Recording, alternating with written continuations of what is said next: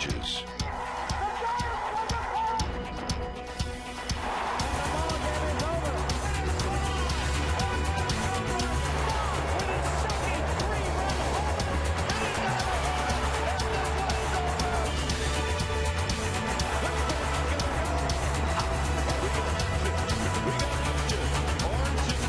The rivalry continues next.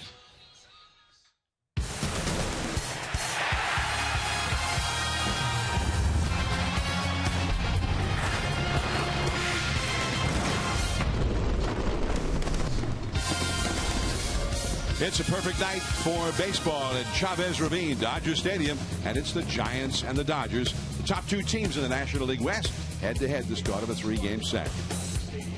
Hello, everyone. I'm John Miller with Mike Krukow. Welcome to San Francisco Giants baseball. You got two teams that have been struggling offensively. They both won via the shutout last night, and the Giants did score 7 runs as well, back of Ryan Vogelsong. The Dodgers, though, they got only 1 run, and that was on a game-ending balk in their 1-0 win.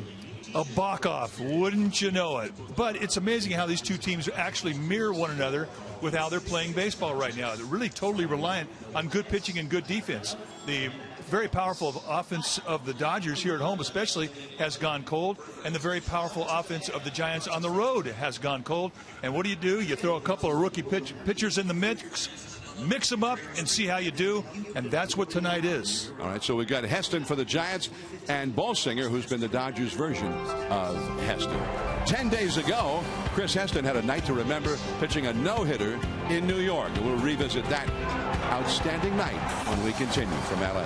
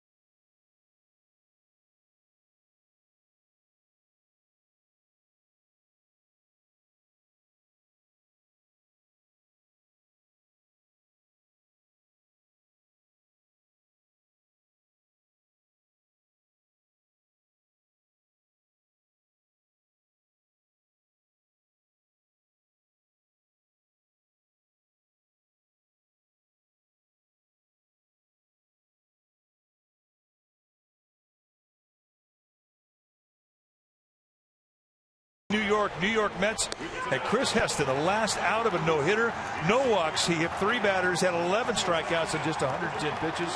He was amazing. That is our forward right choice.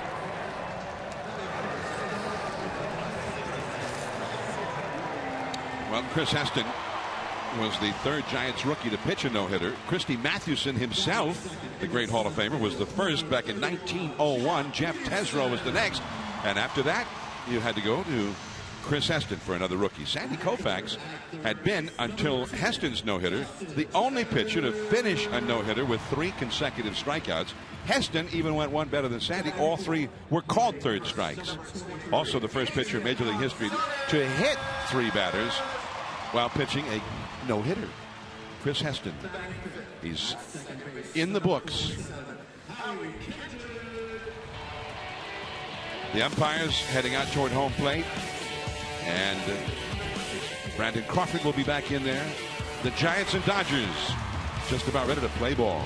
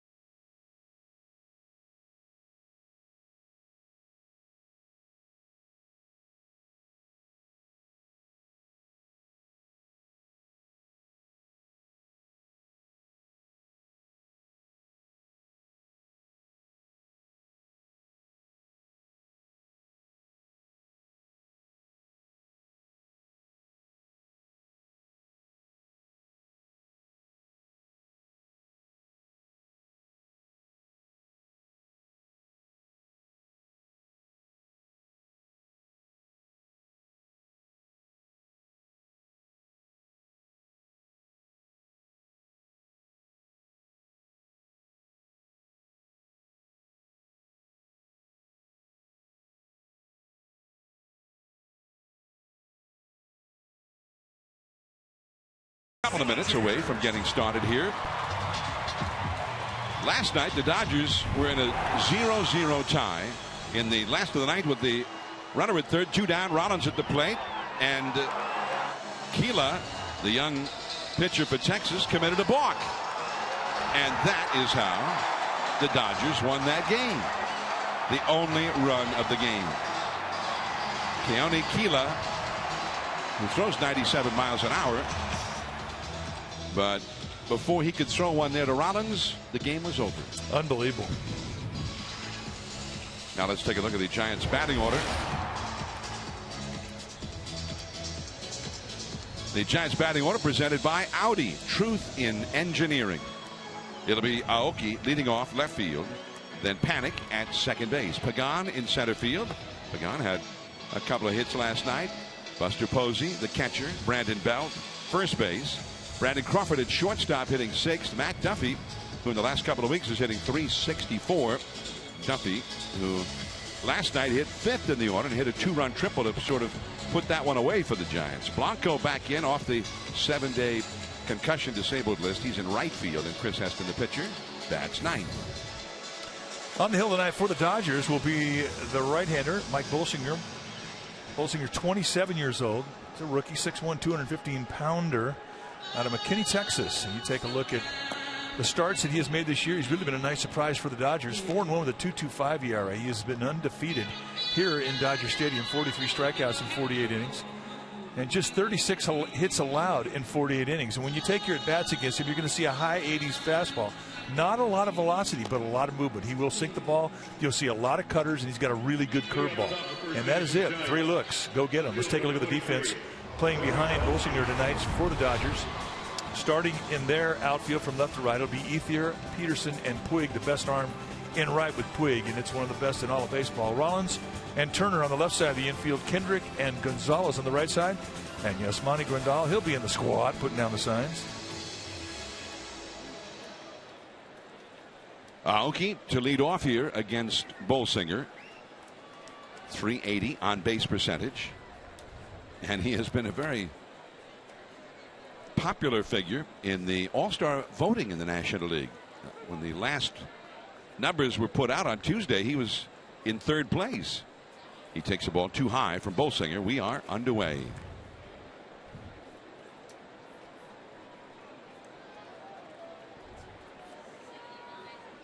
.79 degrees, the official game time temperature. Las Diaz calls that one a strike. Las Diaz behind the plate with Chris Guccione, Clint Fagan, and Jeff Nelson on the bases from first to third. And a foul ball makes it 1 ball and 2 strikes. You're going to see a low strike zone tonight with Las Diaz, the plate umpire. And it's a tight zone. I mean, he doesn't have big corners to it. And it can bounce around. What you get in the first is not always what you're going to get in the ninth.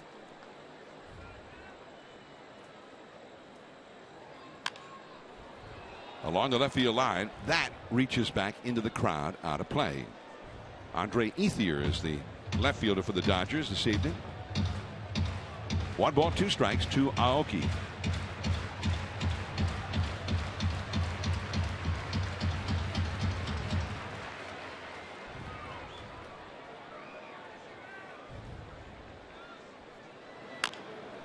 Hit very slowly. And the throw not in time. Well done by Turner, but he just didn't have enough time. The speed of Aoki wins out. The Giants had the game's first base runner. You're right. The very fact that it was even half close is remarkable. I didn't think that Turner was going to make a throw because it was going to be no contest. Turner, who really is a utility man extraordinaire, he can play anywhere. And I mean anywhere, and give you this type of an effort for whatever position he's playing. And when he plays, he hits. He has a .315 batting average. He has some power. He's been a very valuable addition to this Dodger ball club these last 2 years. Now Joe Panik. .309 average, 6 homers, 26 batted in. Off the outside for ball 1. Panik has a .375 on base percentage.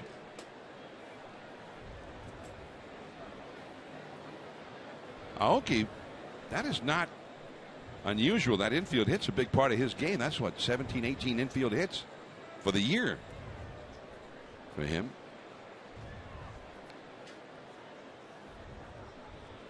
Bolsinger looks him back. Aoki has 12 steals to lead the Giants. He hasn't had any lately. He's 9th in the league in stolen bases, and he was up 3rd and 4th for a long while.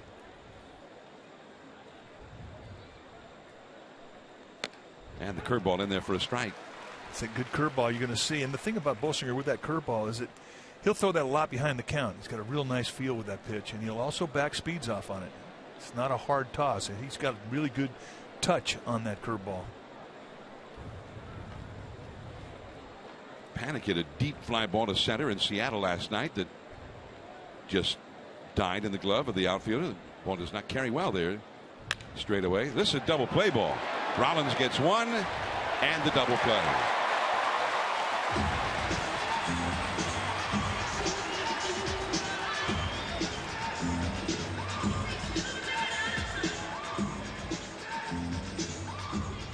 Only the 4th time this year that Joe Panik has grounded into a double play.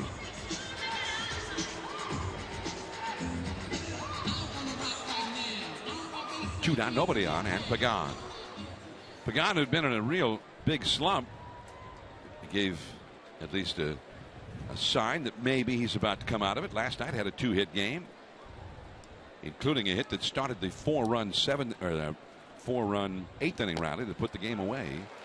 And the count is 0-1.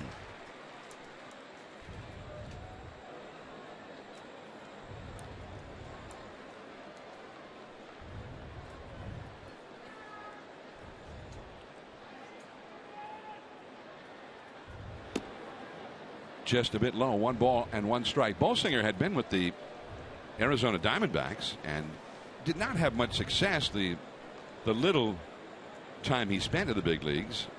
And the Diamondbacks really didn't think they had a whole lot there.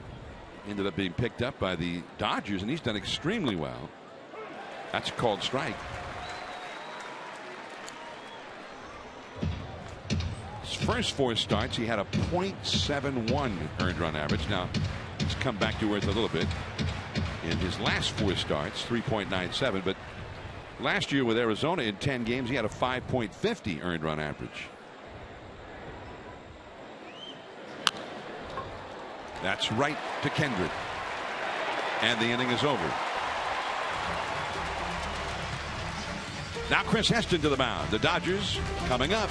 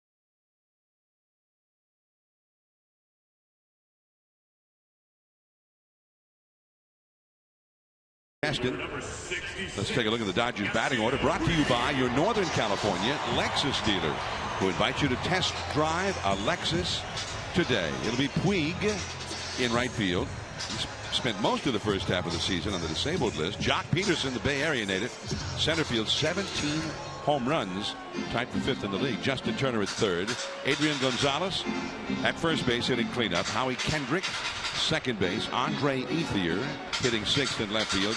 Grandal, the catcher. Jimmy Rollins, the shortstop. And then Bolsinger, the pitcher. On the hill tonight for the Giants will be Chris Heston. Heston, 6'3", 195-pounder. He's 27 years of age, a rookie. 13 starts. He's 6-5 with a 3.76 ERA. And for Heston, you're going to see a base sinker. He will cut the ball, big curveball, and a changeup. And the curve is kind of slurvy. And his velocity will be right around 90, 92. And Yasiel Puig, although he has enormous power, in 22 games so far this year, 3 home runs, 8 driven in. And it's 2-0. Don't get big corners with Laz Diaz. You really have to earn your strikes.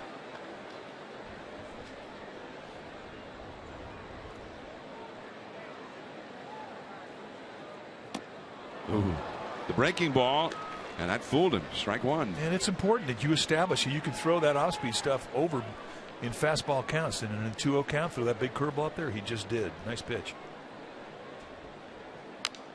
And an excellent sinker that ended up down, and Puig was on top of that.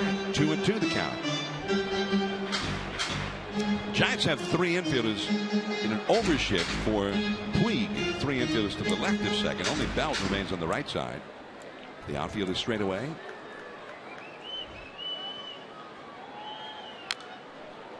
And it is still 2-2. Jock Peterson is on deck. It's such a huge parking lot here at Dodger Stadium, and not that many ways to get into the parking lot. So people battle the freeway heavy traffic. That curveball right to Duffy. in the dirt, but scooped out by Brandon Belt, and Puig is gone. Let's take a look at that Giants defense tonight behind Chris Heston. Starting in their outfield from left to right will be Aoki Pagan, and we welcome back Gregor Blanco off of the concussion disabled list, getting a start tonight. Crawford and Duffy on the left side of the infield. Panic and Bell will be on the right side, and Buster Posey, he'll be in the squad, putting down the signs. So there's Blanco. They knew that he'd be off the list for tonight's game. As of last night, he did all the baseball activities and everything went beautifully.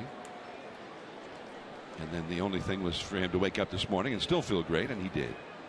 Jock Peterson, a swinging strike one. He tried to check, couldn't do it. There's the long line of traffic coming in. It takes a while to get into this parking lot, and people listen to Vin Scully, the Hall of Fame voice of the Dodgers. And I think a lot of people enjoy that. They make their way in, listen to Vin, and then they're in here by the third or fourth inning. Well, he relaxes all of Southern California. Right to Pagan, and that's all for Peterson. 2 down. Third baseman, number 10, Justin Turner. Well, the injury report is brought to you by 1-800-4INJURY. If you've been injured in an accident, call 1-800-4INJURY or go to 1-800-4injury.com. Gregor Blanco, activated from the 7-day disabled list because of the concussion. He was activated today, and Jarrett Parker was sent down. He was optioned back to Sacramento.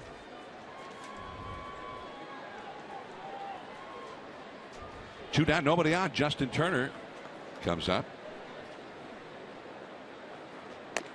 Over the outside, called strike one. Gregor Blanco, who was having an excellent year at the time that he had to go on the concussion disabled list, and it was a freak injury where he was heading out to right field, and Brandon Belt was throwing the infield ball for the infielders to warm up, and Gregor ran right past him, and just as Belt threw the ball, and he got hit in the head. So, in fact, something somewhat similar to that had happened before a game last year in Miami that put Brandon Belt on the concussion disabled list. Well, they knew that it was going to happen last night. That hit him. Or it didn't hit him hard, but it got a piece of it. And Turner will go to first. Yeah, that's a mistake. Ahead in the count 0-2. And you lose a hitter like that because of a ball that just grazes his uniform. That's frustrating for a pitcher. See the two-seam movement just going in. Looks like it just skimmed across his head. His uniform below the belt. Well, if we were the replay review umpires, we would not have been able to tell that it really hit him or not from that. I would not have been totally convinced. I wouldn't have felt like I had conclusive evidence. Change up to Gonzalez for ball one. Well, I've seen it where guys think they're going to get hit and they make a yell and they don't actually get hit, but they get the base. Now that's the kind of thing that should not happen with the replay review. That's exactly right. 1 ball and no strikes. Plus, it's lying. It's dishonest. It's a sin. Ball 2 down and in. By the way, Heston, and he was ahead 0-2. He got the hitter at his mercy. But 10 days ago, we discovered that with Heston, it's not always a bad thing if he hits a batter or 2 or 3. Well, it's been his record that you hit 3 guys in a game, he's going to throw a no-hitter. And Turner is back to the bag again. He's now hit 7 in 79 2/3 innings. And he leads the Giants in that category. Hit batsman. Giants had the overshift on for the veteran Adrian Gonzalez. That's over the outside for a called strike. 2-1. The second baseman, Joe Panic, is 20 feet or so into right field. And nobody is anywhere near third base. Matt Duffy is already over to shortstop. Gonzalez, who had an amazingly strong first month of the year, and he has slowed down considerably since then. Turner! Ooh, that was close. That's one they'll review. Giants are going to look at that one.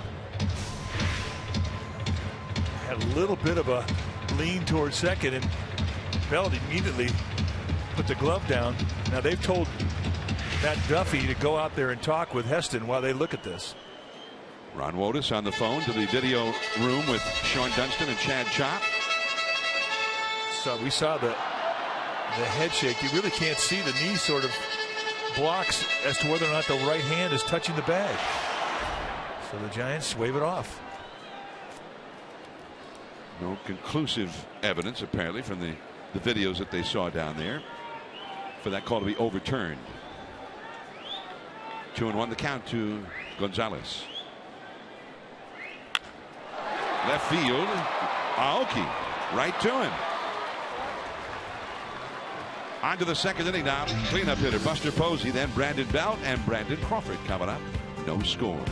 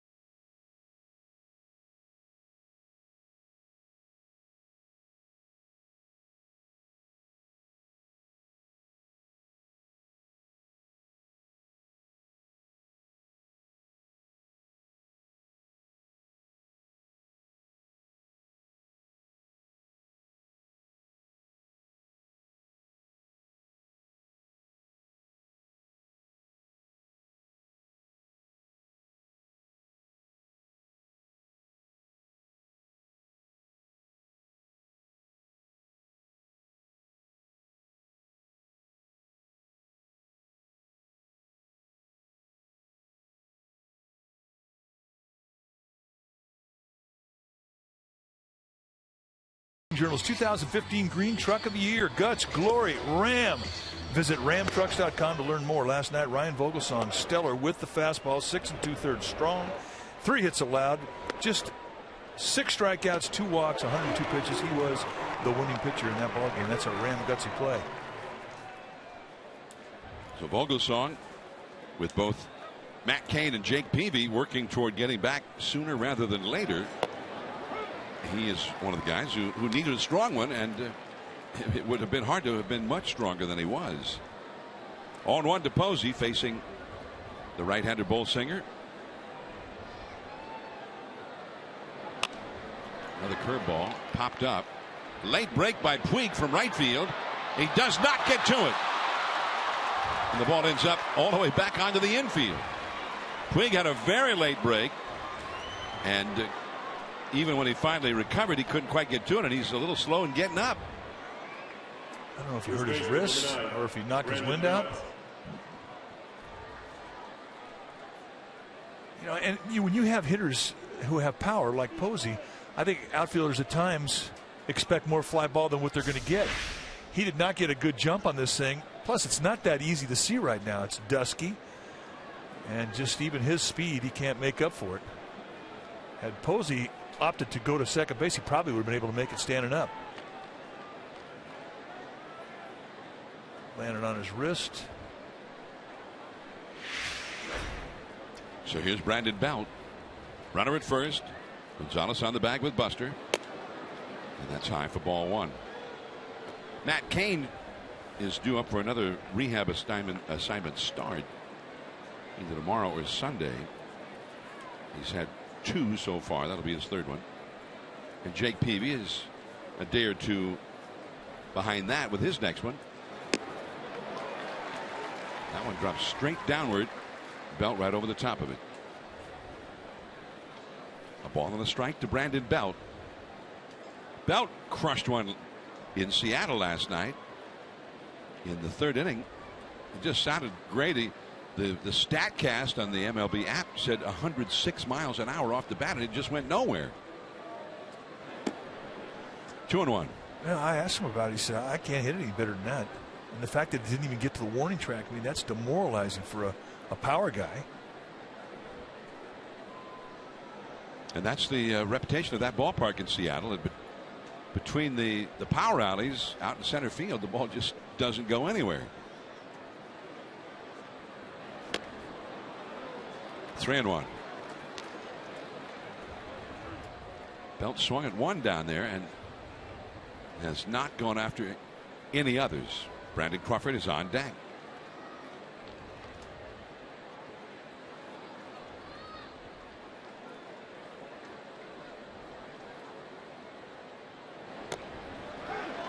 Three and two. Bolsker not paying a whole lot of attention to Posey at first base. Being very deliberate out of the stretch.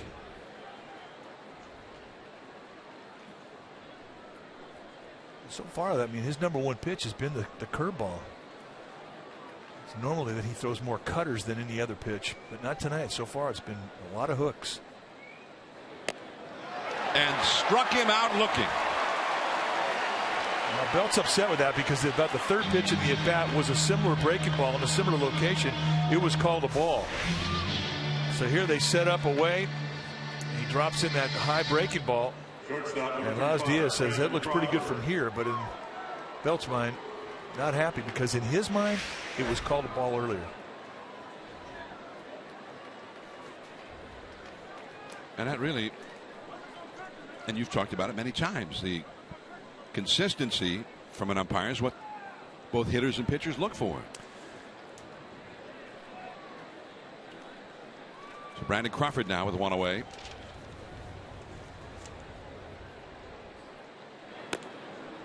Ball one. Let's take a look at who's hot, brought to you by Papa Murphy's. Fresh made, fresh baked love at 425 degrees. Well, Brandon Crawford's hot. 9 games against the Dodgers this year, hitting .458, 11 for 24, a home run, triple, 2 doubles, and 6 ribeyes. That's hot. Crawford, 9 homers, 40 RBIs overall. Posey runs. The throw is high, and Buster in there, and you kind of called it a little bit earlier. The Bolsinger was not paying much attention to him. Well, and he was really being very deliberate in his motion. We had him at 1.56 on unload time, and that's really slow. And acceptable unload time from the time a pitcher starts and the time it gets to a catcher is 1.25 seconds. And every 10th of a second is an additional 3 feet of an advantage he's giving a runner. And Posey, who's extremely bright on that base, has, if he gets an option like that, he'll go.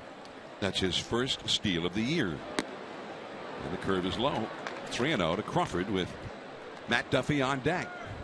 Plus, Billy Hayes is the first base coach for the Giants, and he's got the stopwatch same as I have it, and he's timing him, and he knew you're giving a guy 1.5, 1.6 seconds. It's almost like saying, here, take the base. Now 3-1 to Crawford. No score in the game. We're in the 2nd inning. The Giants getting a runner into scoring position for the first time. A single by Buster, and then the steal. Gonzalez, Bolsinger over to cover, and Posey goes to third as Brandon Crawford is the 2nd out of the inning. You know, that stolen base by Posey, it's a mistake a lot of young pitchers make, and you usually make it your rookie year. For me, it was Tony Perez that stole a base. Stop. Tony Perez doesn't steal bases. I didn't even look. He walked right into a lead, stole it, almost standing up. I got back to the dugout. Herman Franks, my manager, he tore a chunk of flesh out of me verbally. It was impressive. It was a lesson I never forgot, and it never happened to me again. So here now is Matt Duffy. Well, we'll have to keep an eye on Mattingly to see if he that's a called strike to Duffy. If he tears what? He tore a chunk of flesh out of me. Herman Franks, he could put a tongue lashing on a rookie as good as anybody that ever breathed. Herman Franks, who also earlier then when he was your manager, was a Giants manager. 0-2 now to Duffy. Blanco on deck, runner at third. Duffy trying to get him home. We've seen Duffy, though. He's been a pretty effective two-strike hitter. 293 average, 342 on base percentage. He has 31 RBIs now. There is Puig, and the inning is over. One man left for the Giants. Heston back to work with Kendrick, then Ethier coming up.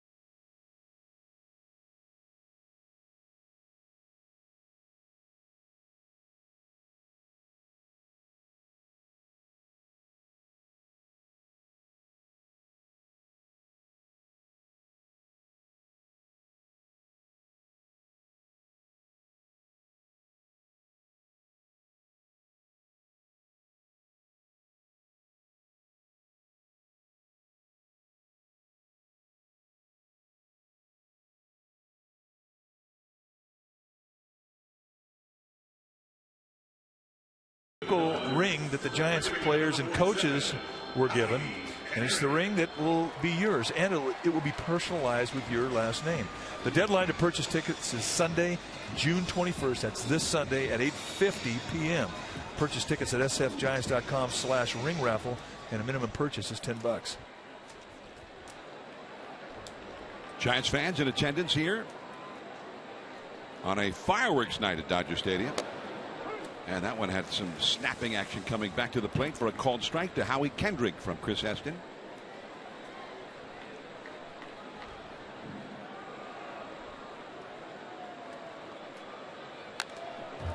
Back to the screen, strike two. Kendrick, the former Angel, hitting .283, 6 homers, 28 driven in, and a .337 on base average. When the Giants saw the Dodgers earlier this year, he was the cleanup hitter. That is a 2-strike base hit, and he hit it hard.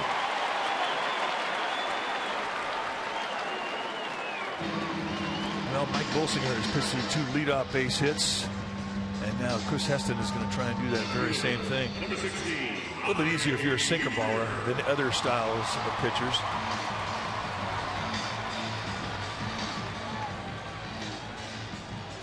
Easier because you can get the ground ball. Exactly. Once you have a runner at first base, the sinker ballers can get that ground ball. They can get the double play.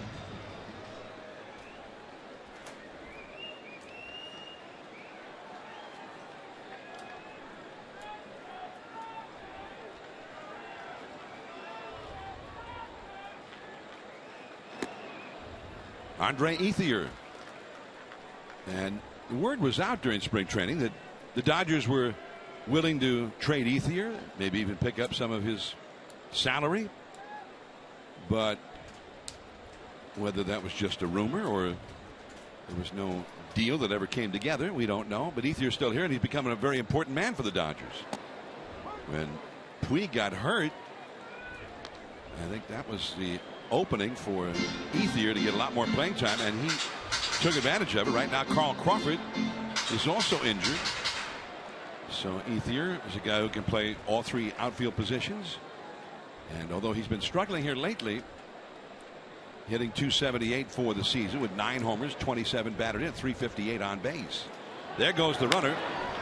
Crawford had gone over to cover, but it is Duffy who fields it.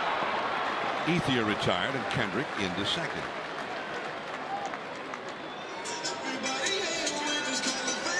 The reputation of Chris Heston is such that Don Mattingly knows he wants to try and stay out of the double play.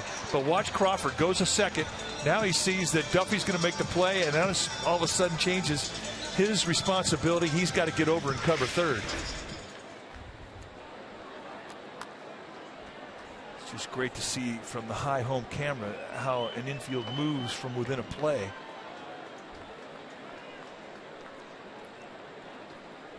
There is sort of a choreography that goes on, and often it's predetermined. People have, as you described there, they have set jobs depending on the situation. In the outfield, you watch when next time you come to the ball game, maybe watch an outfielder go into the corner to dig out an extra base hit, and the infielders all have places to go to set up for relays. The pitcher will run to back up a certain base. And there's a lot of choreography. And they work on that, and they work on it over and over and over again. Panic is out in right field here for Grandal. That's a base hit to the left center. Kendrick is going to score. 1-0 Dodgers.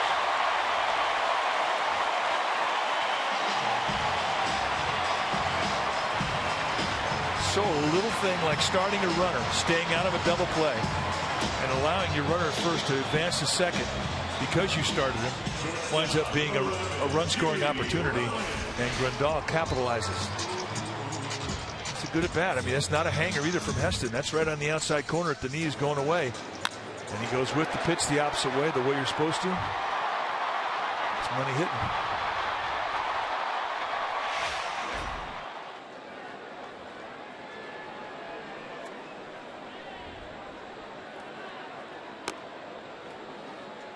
Jimmy Rollins takes ball one. Rollins, who's really struggled, 37 years old, hitting only .200. He has 7 home runs, but with 18 RBIs, only a .262 on base average, and he's hitting 8th in the order now. When the season began, he was up at the top. 2-0. Chris Heston facing the Dodgers for the first time. And no Giants rookie starting pitcher has had a win against the Dodgers since 2010. And the rookie who got the win against the Dodgers that year, that was Madison Bumgarner. Just off the outside, 3-0. Tight zone. If you were to classify Laz Diaz as a hitter's umpire or a pitcher's umpire, no doubt hitter's umpire. He does not give you much help on the corner.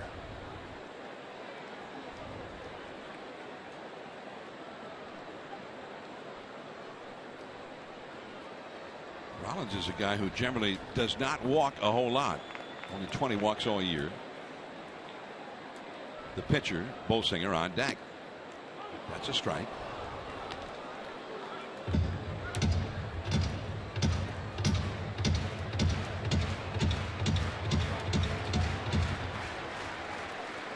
Grandal over at first base. He's not a fast runner. Now the Giants have 3 infielders over to the right side with a 3-1 count. 3-2. Rollins taking all the way. You know, and that's a smart hitter, a guy who is in a bit of a slump. You got a 3-1 count. I mean, take a pitch. Pitcher might do you a favor and put you on base by way of the walk. And one thing Rollins is not afraid of, and that's hitting with 2 strikes. He's done it his whole career as a leadoff hitter.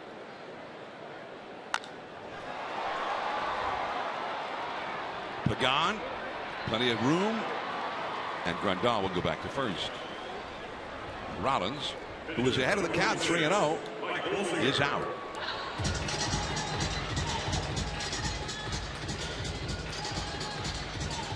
So Bolsinger, the pitcher, comes up now. A run is in. Kendrick led off the inning with a single on an 0-2 pitch. Took second, a little hit run action as Ethier grounded out, and then Grandal singled him home. Grandal at first, 2 down now.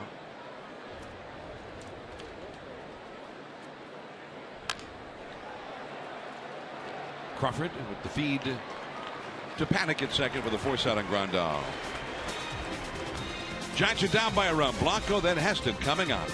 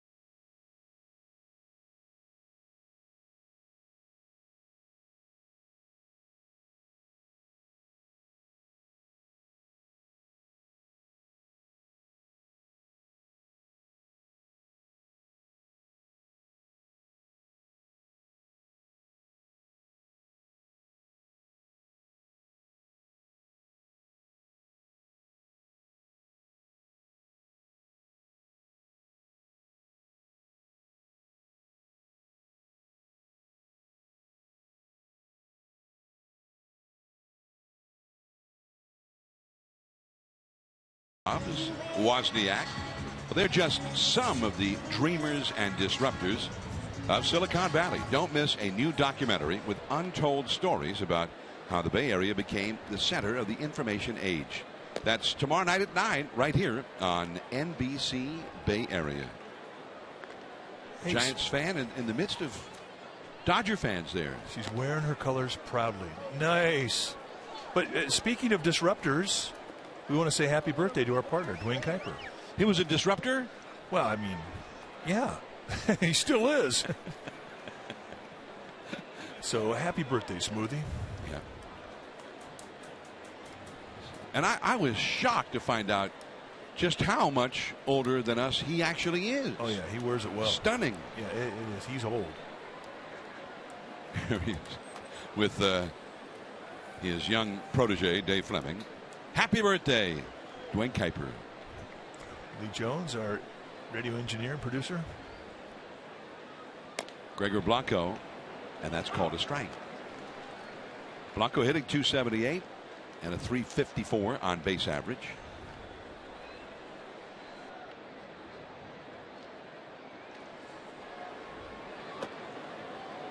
Bolsing had been throwing a lot of curveballs early on.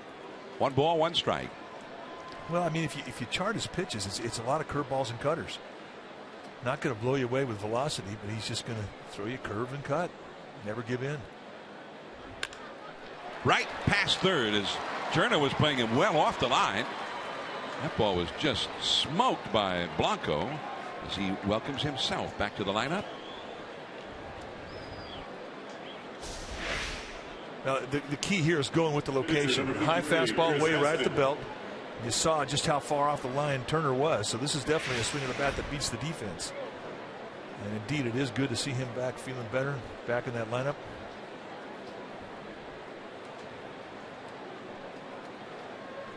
The Dodgers with a 1-0 lead as Chris Heston allowed a run in the Dodger half of the second as he shows bunt.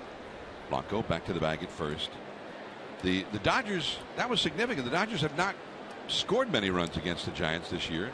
They had gone 32 consecutive innings of being shut out by Giants pitching until they got that run in the second inning. Heston backs away. There's no sure thing that Heston will be bunting here. Heston swings the bat pretty well. He's had 5 hits and 25 at bats, a .200 average with a double and 2 batted in.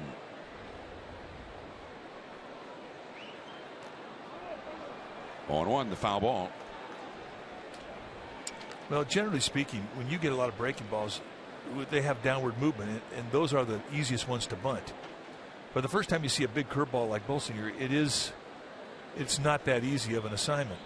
I would reckon that the next time Heston sees it, he'll do a better job of it, because I do believe that Bolsinger is going to throw more curveballs in this situation.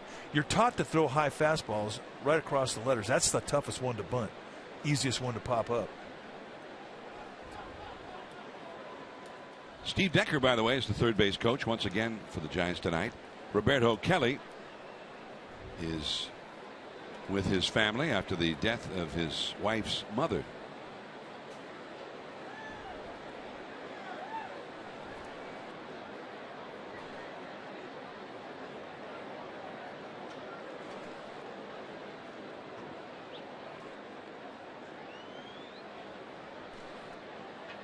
On 1 the count.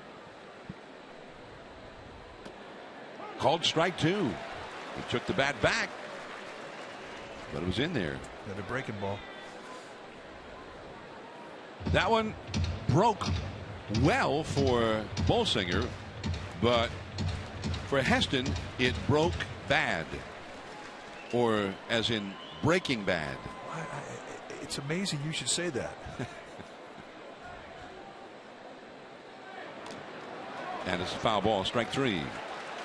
So a non-productive out, and all 3 breaking balls. Just could not get it down.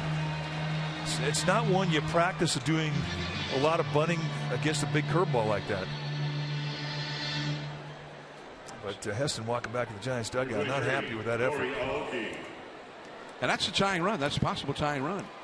Now, Blanco is capable of stealing his way into scoring position, and that might have been part of the reason that you saw Adrian Gonzalez over speaking to Bolsinger, reminding him to keep a close eye on Blanco. There's Brian Cranston, the star of the series, which is completed now. Breaking Bad. He's over there right behind Bruce Bochy and Angel Pagan. And a huge baseball fan. But that was a sort of a cult classic. He had a hardcore group of fans that never missed that show. That is through for a base hit, and Blanco will head for third. Here's the throw by Puig, too late. Puig with a chance to show off that spectacular arm.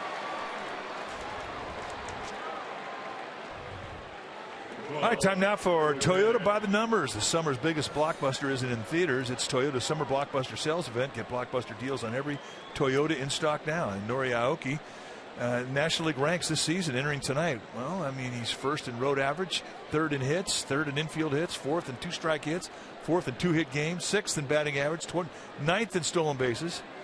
That is an effort worthy of an all-star invitation, I would say. But that is our Toyota by the numbers. And that was his 25th 2-hit game. He had an infield hit his first time. Here's this one, taking advantage of that open hole with Gonzalez on the bag at first.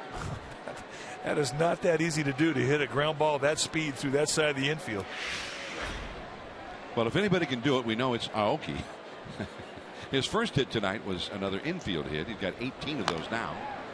Panic, who hit into a double play his first time, trying to get Blanco home from third here with the tying run. The Giants down 1-0.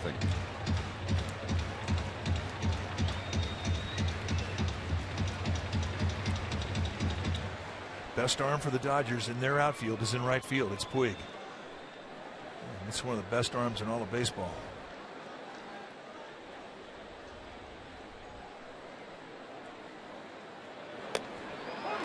Oh, 2.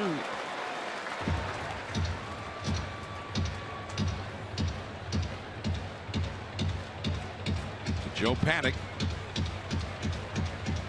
does not want to hit another ground ball. He came into this game, he'd had a little bit of success against Bolsinger in the past. He was 2 for 6 with 2 walks in the past, but 0 for 1 tonight, and he's got an 0-2 hole out of which to try and dig himself in the dirt. 1 ball, 2 strikes. Pagan is on deck. Great opportunity here for the Giants with 1 out in the 3rd inning. There's Pagan awaiting his turn, hoping to bat with runners on base.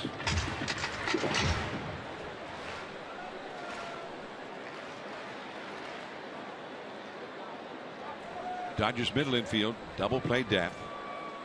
Turner at third, even with the bag, and Gonzalez at first on the bag with the runner. Aoki. That was caught and not in time for the double play. Ooh. Close at first base. And Dodgers going to look at that. Nice at bat from Panic's perspective. I mean, he hits a ball right on the bullet. Top spin liner caught right at the shoe tops of Howie Kendrick. And then Aoki sort of slowed down. I mean, he went back in standing up. Take a look if he indeed did get back. He did. So the Dodgers, that's what they saw in their video room as well. So, although they were stalling to make sure that they got a good look. No more. Pagan coming up as the catcher, Grandal, stepped out in front of the plate to signal to his teammates. What's he telling them? 2 outs? Or how to play it? Set the defense. Pagan grounded out to second his first time. In the dirt. Bruce Bochy, by the way, with Aoki getting back ahead of that throw from Kendrick on that line drive.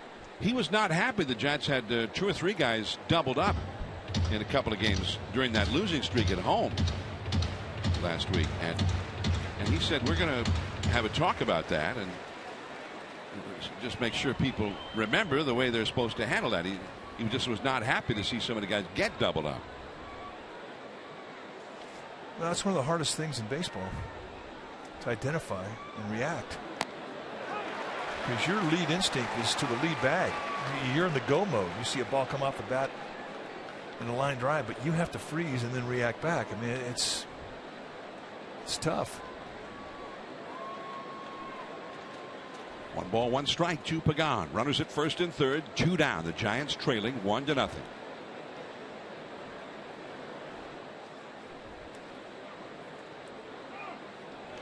Bolsinger waiting and waiting and waiting. Finally, Pagan asked for timeout.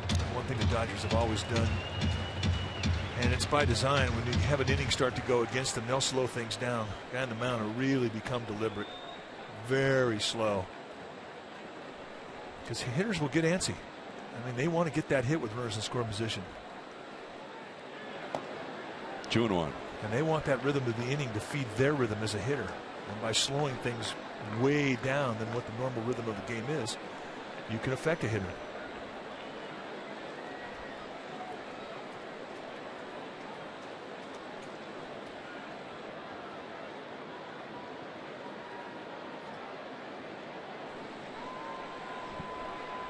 Two and 1 the count. And Pagan out on the front foot on that breaking ball. 2-2 the count now. Bolsinger has done a real good job of taking a lot of the balance of the Giants hitters out of their at bat. A lot of guys reaching, and because of that acute angle, and he throws a high 3/4 release, you're getting a lot of drop with that breaking ball, and it's a breaking ball that's really as effective as sinker balls. It's going to get balls hit on the ground. It's going to get guys reaching. He's not the normal type of a pitcher, and I think his uniqueness is why he's been successful this year. 2-2 the count. There goes the runner from first. Pagan fouls it, and Aoki will have to go back to first on the foul ball.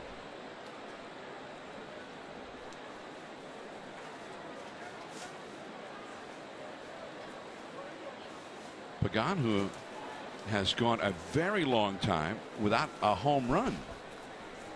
Well over 500 plate appearances. There's only one big leaguer currently with a longer home run drought, and that is the former Dodger, now with Miami, D. Gordon. Pagan's never been a big home run hitter, but I think the Giants are used to seeing him hit one on occasion. 2-2 the count. Off the outside. Just a little bit outside. So now Aoki will definitely be running from first. Adrian Gonzalez vacates the bag entirely. He backs up to play normal depth for Pagan as a left-handed hitter. You also have Blanco over at first as Aoki gets ready to run. There he goes. And that's ball 4. So he walks him to load the bases, and Buster Posey will come up. Number 28, Buster Posey.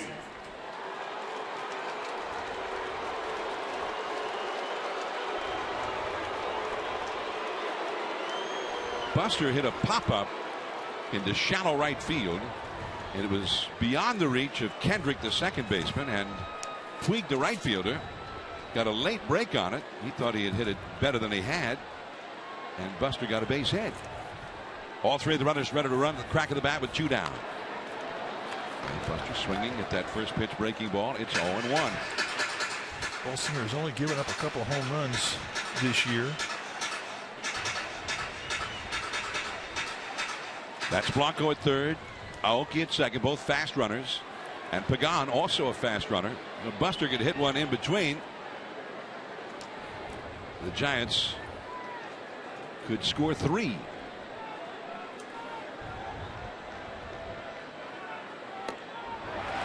Now it's 0-2. Not looking for the curveball. Looking for that cut fastball in the outer half. Thinking right field. The 2 career grand slams for Buster. That does not include the dramatic grand slam he hit in the division series against the Cincinnati Reds in 2012. 1-2 now.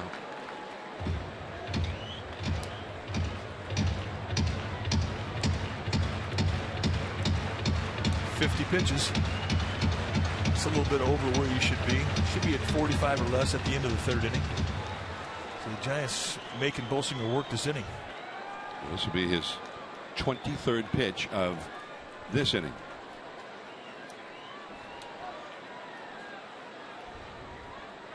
One and 2 the count. Off the outside. Tried to sneak one by him after all of those curveballs. The fans thought he had done it.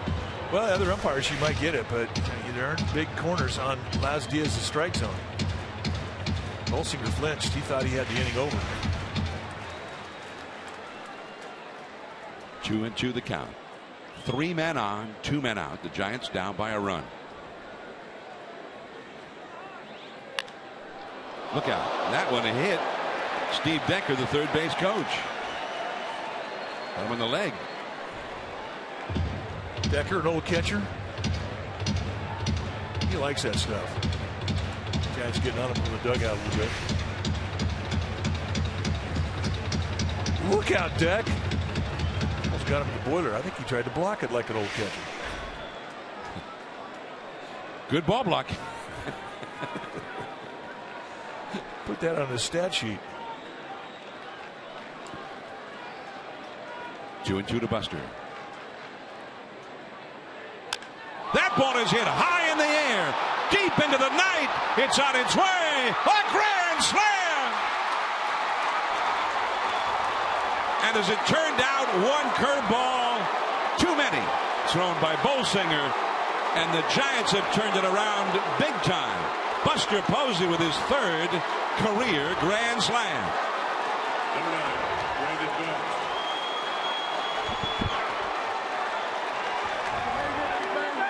And that is a loud cheer. There are a lot of Giants fans here tonight. They may not all have orange and black on, but they are loud.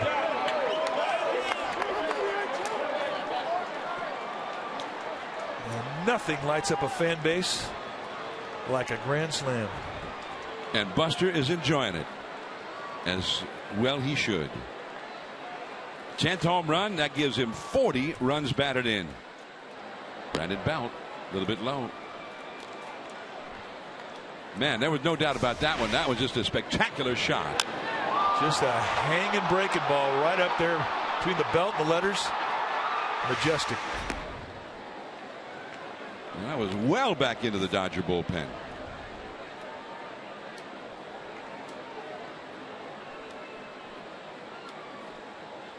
Giants the last team to get a double-digit home run guy. Rollins with the long throw in the dirt, and an excellent pick at the first base by Gonzalez to end the inning. But Buster Posey with a long one, and he knew where it was headed. 4-1 Giants.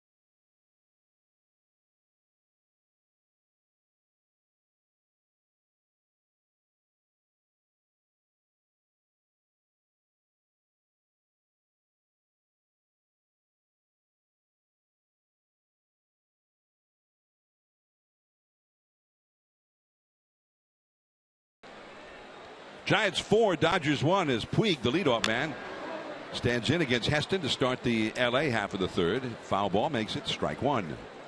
Puig grounded out to third his first time. Buster Posey with the grand slam just after Pagan drew the 2-out walk to load the bases. 402 feet according to the StatCast and the MLB app, and it left the bat at 104 miles per hour. Fastball up a little bit right by him. 0-2. Which and we were talking between innings, Mike. 402 feet on a ball that was hit about 8 miles high. Well, that's impressive. 1-2. But it is a very dry night here in Los Angeles, and there is carry to all fields. But to get 400 plus feet on a 9-iron, that's pretty good. Off the fists, foul right past Davey Lopes, the Dodger first base coach.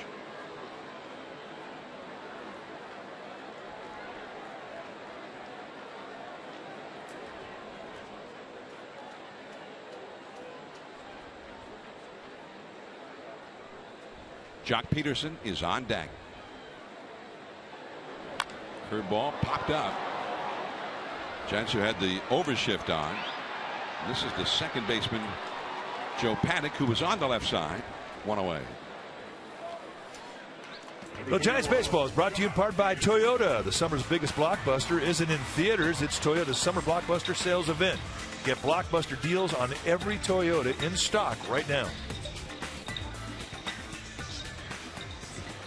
Big crowd still gathering at Dodger Stadium.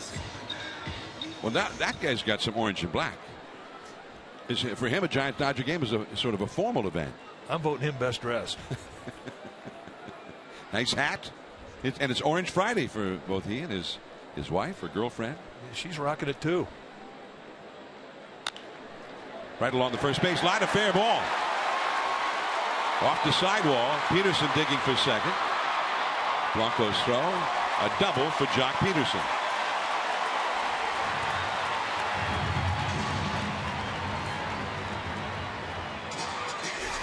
Set up in the outside corner. This is a mistake to location. It's middle in, right above the thigh, and that is his zone.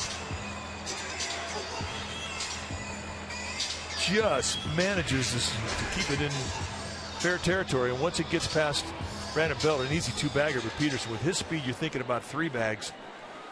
So a nice job from Aoki, or from Gregor Blanco, I beg your pardon, in right field to keep it to just a double. Justin Turner now. The Giants ahead 4-1, 1 out. Peterson at second. Peterson, the Bay Area native from Palo Alto High School. And foul off the right field line. 0-1.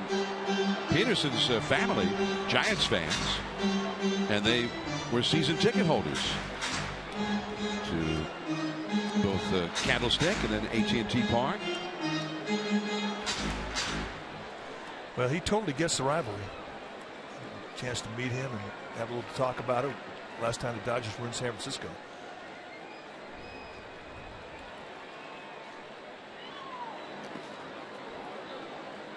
One ball, one strike.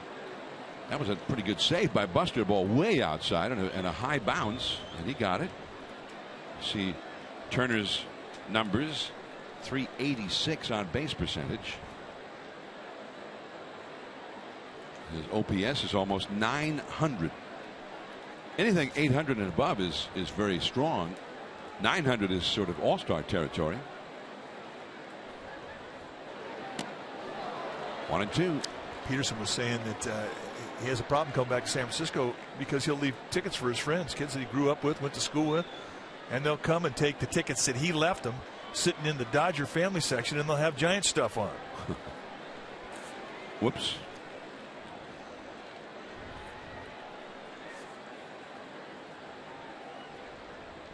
One ball, 2 strikes to Turner. Adrian Gonzalez on deck. Now the spin move.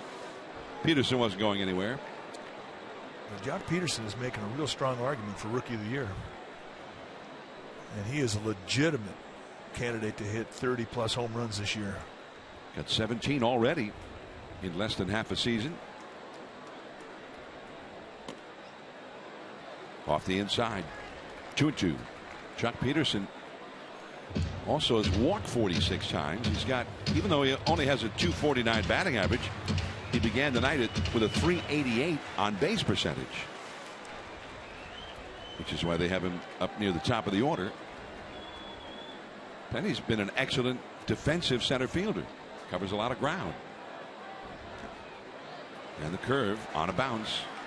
3-2. Earlier this week against the Arizona Diamondbacks, he made a spectacular catch. In fact, a week 9 days ago, and look at that. That took away a home run from Osmani Tomas. And he's been doing that all year.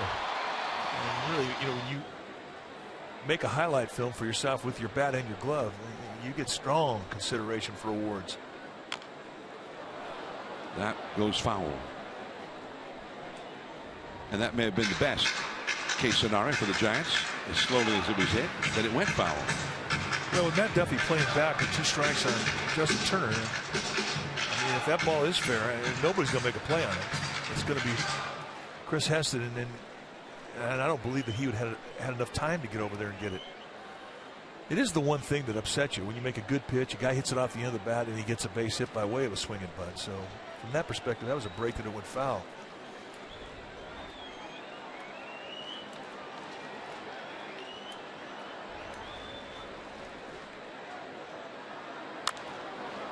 Out of play, foul.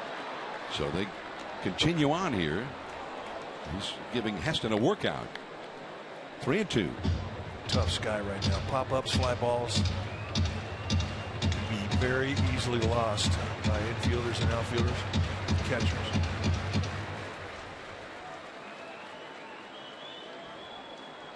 Twilight time in SoCal. 3-2 the count. Turner, who has been very tough against the Giants in this ballpark, rips that one past Aoki. Peterson's going to score, and Turner has a double. It's 4-2 Giants. He has been something else for this club. 2 strike. And you really don't notice much of an adjustment with his swing because it's so compact. Just hooks a line drive past Aoki. Aoki tried to cut it off. Bit of a gamble there. Took a short route trying to catch that ball. Once it got by him, an easy take of second for Turner. But just another good at bat for Justin Turner. And boy, has he been spectacular since he's been a Dodger.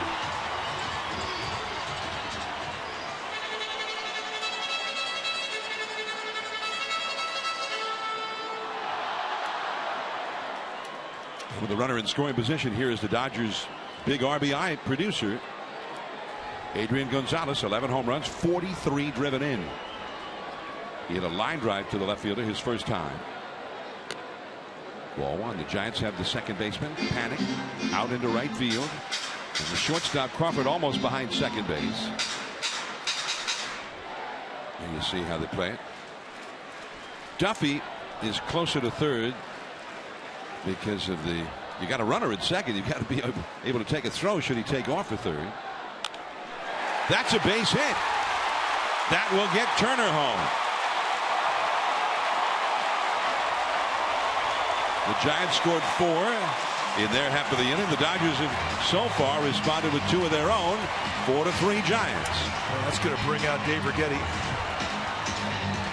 Sort of try and bring some calm back to Chris Heston as this inning is starting to go against him. No activity down the Giants bullpen. They do have 13 men in the pitching staff, 8 guys in their bullpen, and an off day on Monday. So, and this is the type of a start where if you're a manager, you would not hesitate going to a bullpen early. That gives us a chance for us to remind you it's time to cast your vote for your Giants to be part of the 2015 MLB All-Star Game starting lineup. Go to sfgiants.com/vote. Cast your vote through the Esurance MLB All-Star Game ballot. That's sfgiants.com/vote. And be sure to catch all the excitement of the 86th Major League Baseball All-Star Game, July 14th, being held in Cincinnati.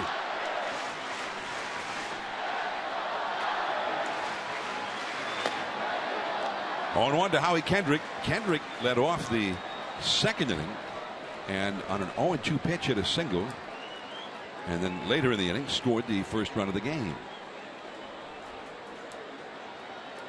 So a lot of action early in this game. It's 4-3 Giants. We're only in the third inning. Over the outside, strike 2. For the second straight trip to the plate, Kendrick falls behind Heston at 0-2.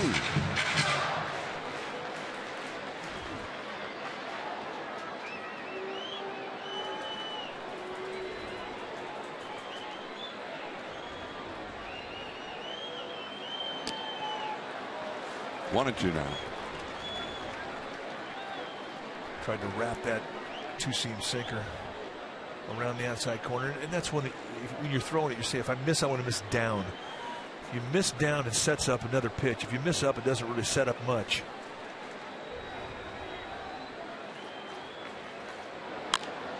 This could be 2. Crawford to second 1. Panic over to first. A double play. But the Dodgers get 2 back. We head to the 4th. Crawford coming up. 4-3 Giants.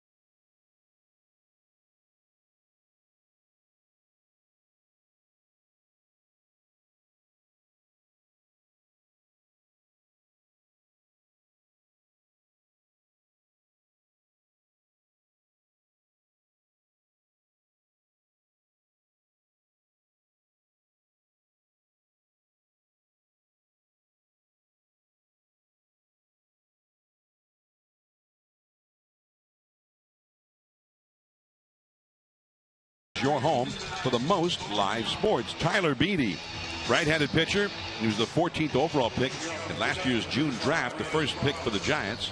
But this season he started at San Jose, then moved on to Richmond in Double-A, and in 12 starts overall, 3-3 with a 2.44 ERA, 70 innings, 61 hits, and a 50 strikeout to 17 walk ratio. So 3 strikeouts for every walk, and his whip only 1.11.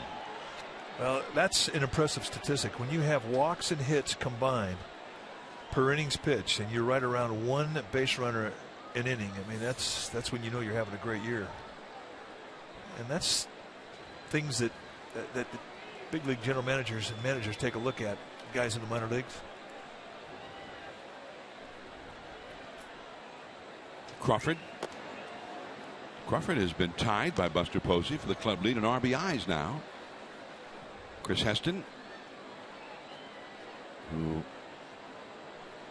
got roughed up for a couple of runs in the Dodger half of the third. It's a 1-run Giants lead. Bolsinger, that was his 58th pitch, and 32 of them have been curveballs. Well, I don't think that's anything that's abnormal with him. Cutters and curveballs. It's just his style of pitching. As he pitches more and more up here, I mean, he'll learn to come up with more movement that runs away from lefties, two-seam fastballs, and a changeup with a two-seam grip. But he's had success with just really basically the 2 pitches, and he's riding it. The problem with cuts and curveballs is that they're hard on your arm, and they do take its toll. The guys who throw cuts and curveballs, they don't pitch 10, 12 years in the big leagues. 3-1 to Crawford. 3-2.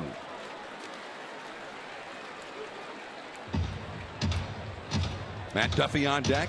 Gregor Blanco due up third in the inning. 4 runs, 5 hits for the Giants. 3 runs, 5 hits for LA. Struck him out. Oh, nice comeback, down 3-0 in the count. Right now it's time for our BMW Drive, the ultimate driving machine at BayAreaBMW.com. Last night, Matt Duffy, a 2-run triple in the top of the 8th, really gave the Giants separation in a close ball game. And he has just been a very good money hitter for the Giants ever since he's moved himself into the starting lineup.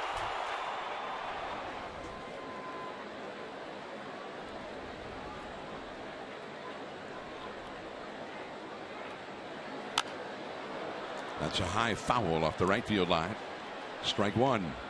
Other National League West teams in action tonight. San Diego, the Padres are in Arizona, trailing 4-0 in the top of the 5th inning at Chase Field. Colorado home facing Milwaukee from the Central Division, trailing 9-4 in the 7th at Coors Field. Cardinals beat the Phillies. Man, the Phillies, what are they, 3-20, something like that? They're in a really dramatic tailspin. 1-2. Phillies have lost 2/3 of their games for the year. Right now they're on a pace to lose 108 games. 23-46. Cardinals beat them tonight 12-4. Yeah, their starting pitching really is having some problems, and they have been out of a lot of games early. Fastball, strike 3 call.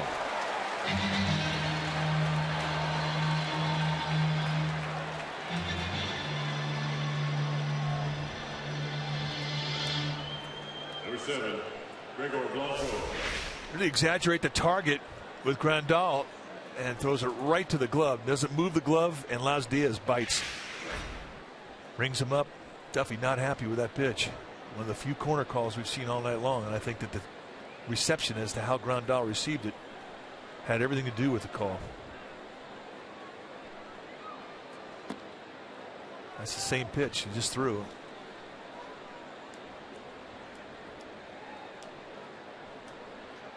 Well, Grandal is the metrics they use now. They try to measure the ability of a catcher to frame pitches, in effect, to get strikes on pitches that actually the computer projections, the pitch FX showed were not strikes, and Grandal's for the second year in a row right at the top of that list, and Buster Posey's right there too.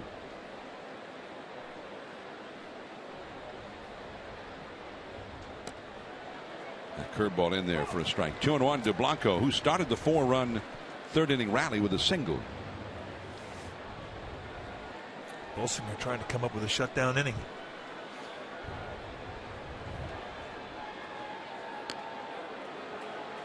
Strike 2 call.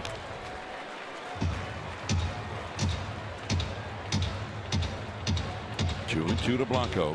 Heston, the pitcher, on deck. Blanco, if nothing else, would like to get on base so that Heston doesn't have to lead off the next inning. 2-2 the count. Curveball struck him out. He strikes out the side in his shutdown inning. Ethier coming up against Heston.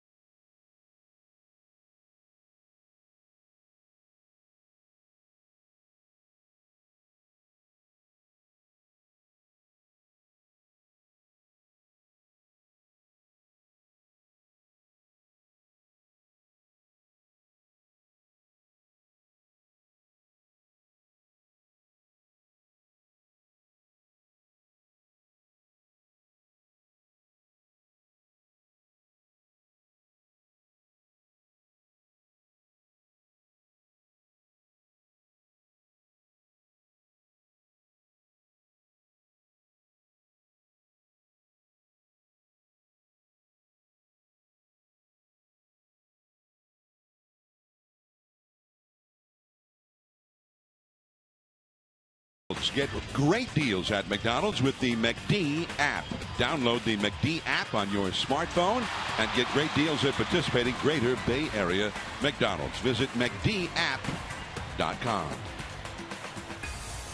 Here we go to the last of the fourth inning. I'm John Miller with Mike Krukow, bringing you Giants baseball on NBC Bay Area and the Giants television network. First of a 3-game set at Dodger Stadium. Heston has been scored upon in each of the last 2 innings, and yet still has a 1-run lead as he misses off the outside with a changeup to Ethier. Ethier grounded out his first time. Buster Posey accounting for all of the Giants' runs with one swing, a grand slam in the third. Curves him for a called strike. Nice pitch with that curveball on a 1-0 count. You might see Posey start to do that a little bit more.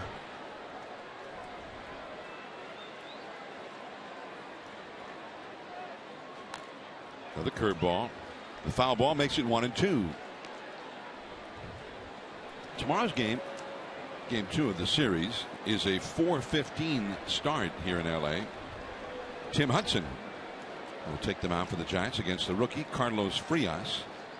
The game will be televised on Comcast Sportsnet Bay Area. Far to his left, and Panic can't get it. He got onto the outfield grass, and that could be a little more problematic fielding a ground ball once it leaves the dirt onto the grass. Looks like he may have stuck when he went into a slide.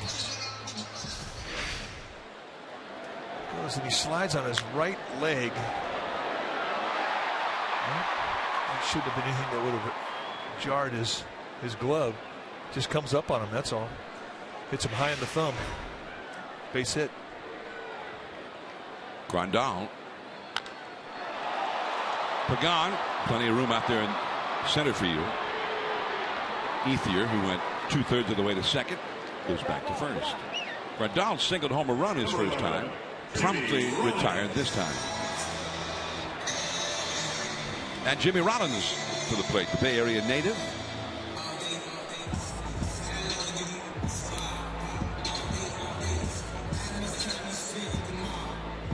Rollins, who had always been a Philly, and I think if he didn't expect, he hoped that he would always end up being a Philly. Played more than 2,000 games in Philadelphia, 2,300 plus hits in Philly. He won an MVP award as a Philly. Really, it's so different to still see him in the Dodger uniform. I mean, you're so used to him after the last 16 years seeing him in the Philly uni. But he is the happiest guy in that Dodger clubhouse because the Warriors won the World Championship. Huge Warriors fan.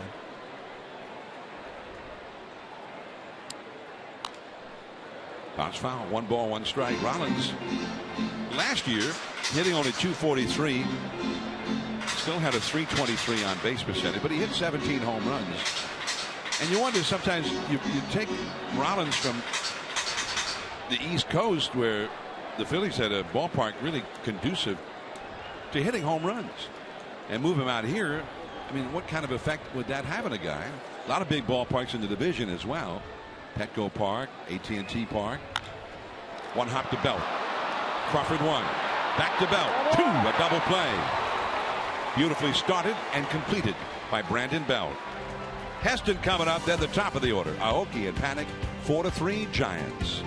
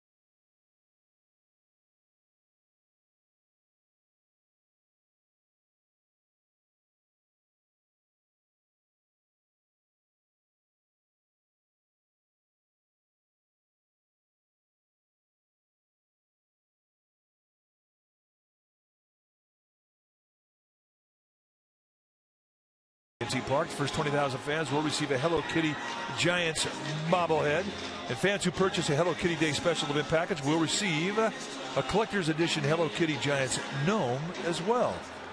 Ha! Reminder, to receive the Hello Kitty Giants gnome, you need to purchase a special event ticket. Go to sfgiants.com/special events. Are we saying it properly though? Hello Kitty? I always thought it was more like Hello Kitty. Well, how would John Wayne say it? Here's Rob Reiner, former TV star, and then a much longer career as one of the top directors in Hollywood.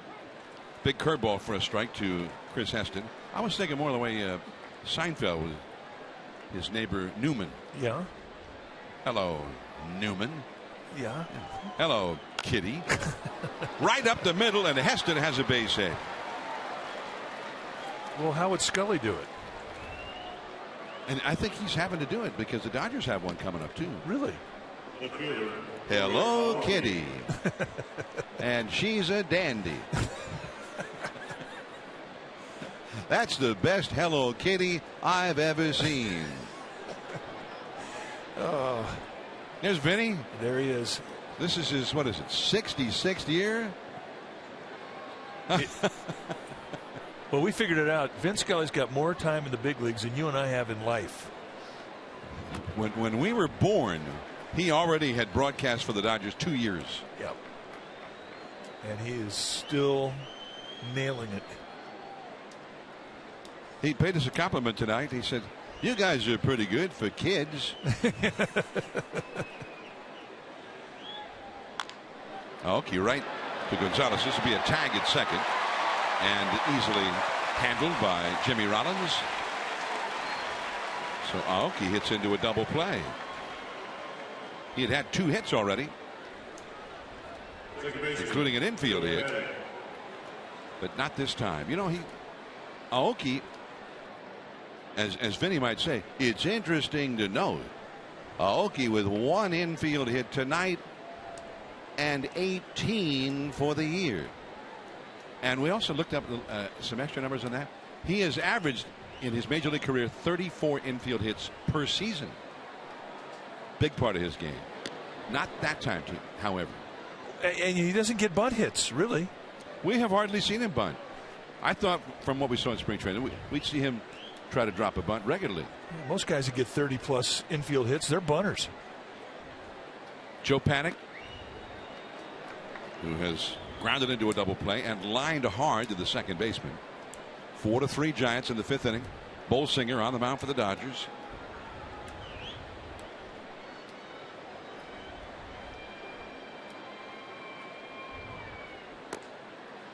(3-0) with Pagan on deck. 4:15 game time here tomorrow, and then the Sunday game has been changed to the nationally televised Sunday night game. That's a 5:05 start now. That's ball 4 to Joe Paddock, so he takes his base. His second walk allowed by Bolsinger. Pagan got the first walk. That loaded the bases just in front of Buster Posey's grand slam in the 3rd. The Sunday matchup, Lincecum for the Giants against Brett Anderson. That's a 5:05 start. And then the Giants will head home and start a homestand on Tuesday against the Padres. Buster comes out on deck now. Pagan has grounded out to second and walked and scored a run. Pagan got out of the way of Grandal, who had cocked the arm as if to make a pickoff throw to first. Now the inside pitch to a left-hander will cock a catcher's shoulders as he receives it, and as he turns, he's in position to throw a ball down to first base. So Grandal taking a quick look, and Pagan sensing that the ball's going to come right through him, getting out of dodge. They'll check the runner. Paddock back to the bag. Paddock has 2 steals this year. Not a big base stealer. Although Buster Posey stole one tonight already. Well, Bolsinger really went to sleep with Posey. I mean, Bolsinger can be fast out of the stretch. He can be under 1.2 seconds. He just simply slide steps and is very quick.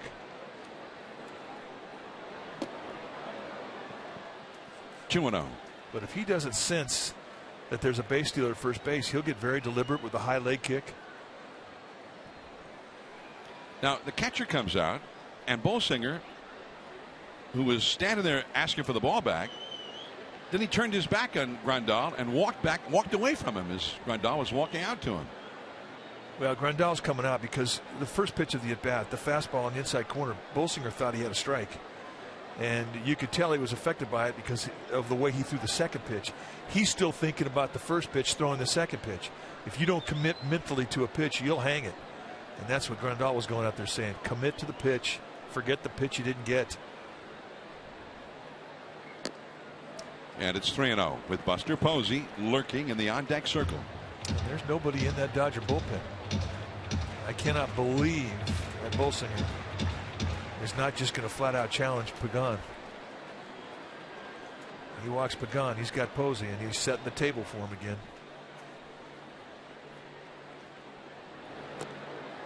He curved him on 3-0.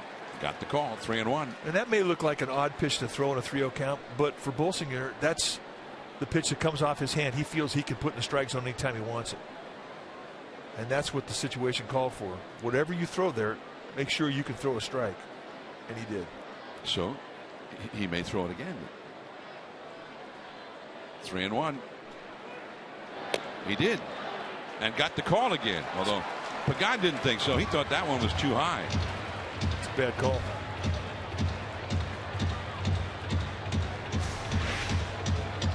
See how this ball comes in. But you know what, though? I mean, you go back to the rule book, and you know it is a strike by the rule book. But the fact that it hasn't been a strike all night, that's the argument you give if you're Pagan, and I don't blame him. It's inconsistent. There goes the runner. And a foul out of play off the third base side.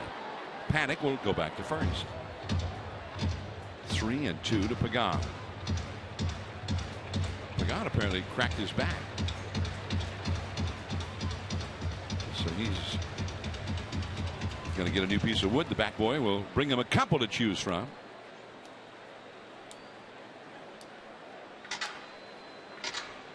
Perfect. Head over, get some Manny Mota, stick him, and continue the at bat. Manny Mota, who started his career as a Giant. First game I ever saw, my dad took me to my first game, '62. Manny Mota made his major league debut in that game for the Giants. But later in his career, he ended up with the Dodgers, and for a long, long time was one of the great pinch hitters in the history of the game. He could hit. Played against him. 3-2. Panic runs. Strike three call. And Pagan was unhappy again. And he's having words with Las Diaz.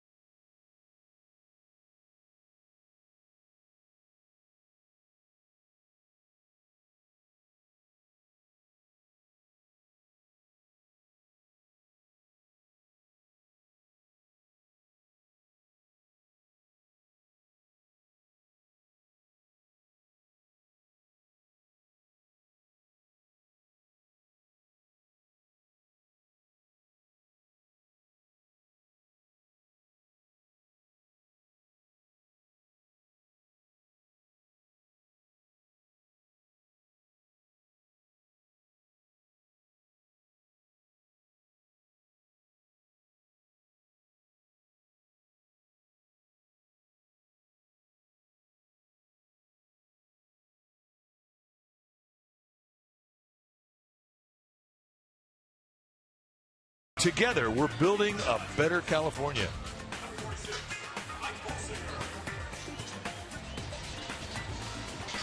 Downtown LA, as seen from one of the upper parking lots here at Dodger Stadium.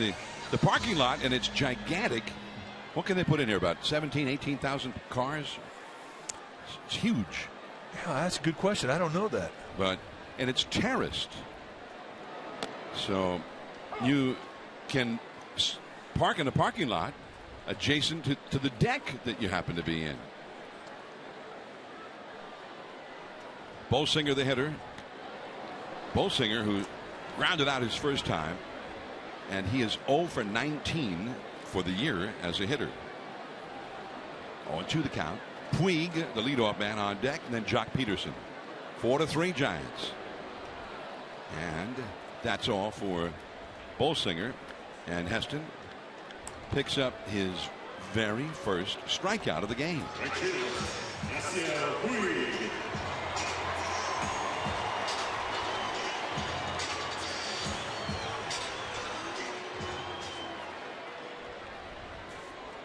You can see a part of it is on the left side of the screen. That you can clearly see some of the terraced parking.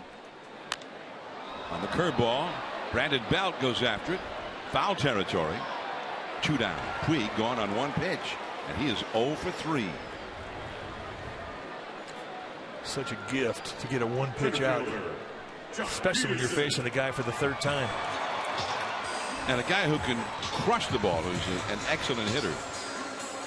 And here's another guy who can crush the ball, Jock Peterson, who started a 2-run 3rd inning rally with a double down the right field line.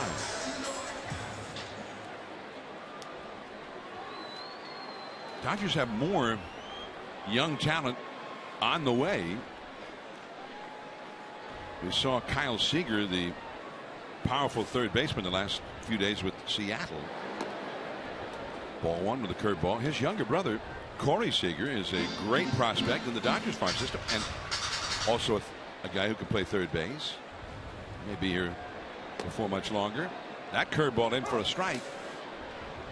And they also have Oliveira, a 2nd baseman out of Cuba, that they signed for big money.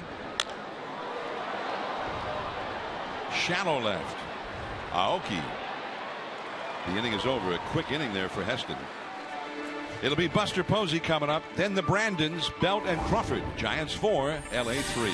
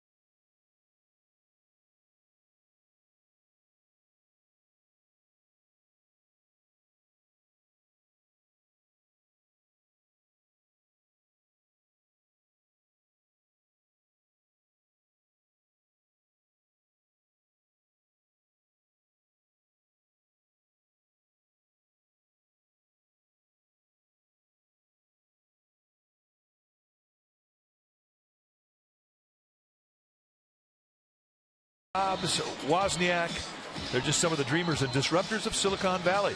Don't miss a new documentary with untold stories about how the Bay Area became the center of the information age. That's tomorrow night at 9 right here on NBC Bay Area. Now the Giants into the 6th inning, leading 4-3. Buster Posey, who accounted for all 4 of their runs with his grand slam. And the curve is inside for ball 1. Buster has a single and a grand slam and also a steal in this game. It's been 7 years since a catcher had a grand slam and a steal in this same game. Buster skies one to right, and it's basically right to Puig. First time Buster's been retired.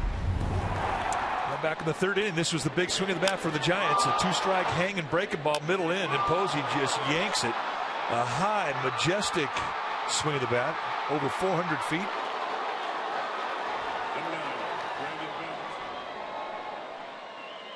And the Giants clinging on to a 1-run lead here. Brandon Belt has struck out looking and grounded out to short. Bolsinger, and he punches one into left center, base hit. That's into the alleyway. It rolls to the wall. Ethier plays the carom, and Belt has a double.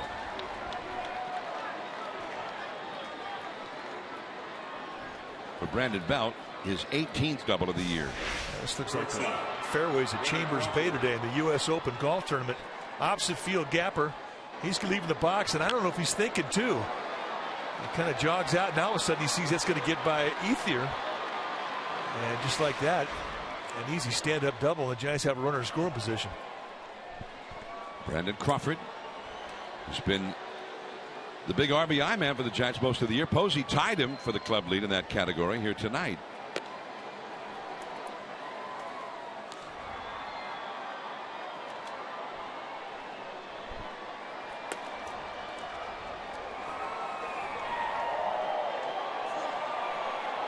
Daniel Coulombe, the left-hander, now loosening up in the bullpen for the Dodgers. 2-0 the count to Brandon Crawford. Crawford is grounded out to first and struck out.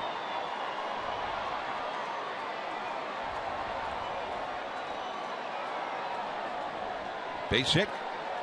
Could get Belt home here. And Crawford has been excellent at producing base hits in this situation. 3-0. Boy, that's a 2-0 breaking ball. He's been pretty steady to that pitch and that count. Crawford for the year is hitting .338 with runners in scoring position. I don't think I've ever seen a catcher take a slower walk out to the mound as Yasmani Grandal. And he's coming out there and he's telling Bolsinger one thing: do not give in with an open base. This guy's been leading this team in RBIs all year. He's a money hitter. He's confident here. Do not give in to him. And if you're Crawford, I would look breaking ball. I mean, you've seen the 2-0 breaking ball all night long. Not that he's going to necessarily look for it 3-0, but. And he threw it 3-0 to Pagan and eventually came back and struck out Pagan to end the 5th inning. There's the curveball, and he was looking for it. Into the gap, right center field. One hop to the wall. Puig hurries the throw back in. A double for Brandon Crawford. Belt scores 5-3 Giants. And he was absolutely 100% sitting on the breaking ball.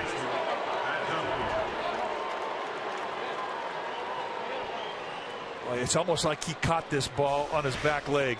Watch the balance and the throw from the backside. Boom. I mean, he was totally balanced with his foundation. He just drops it right in, goes down and get it. I mean, that wasn't a hanger either. That was knee high. In a 3-0 count, he's got to throw a strike. But that was right at the base of the strike zone. And a nice at bat. Money hit. We've seen it from both teams tonight.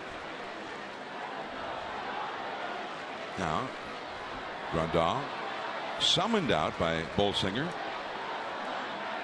Well, that was another heads up you gave us there. You're on tonight. Man. So this, you've seen some games before. Well, it's in honor of Dwayne Kuiper's birthday.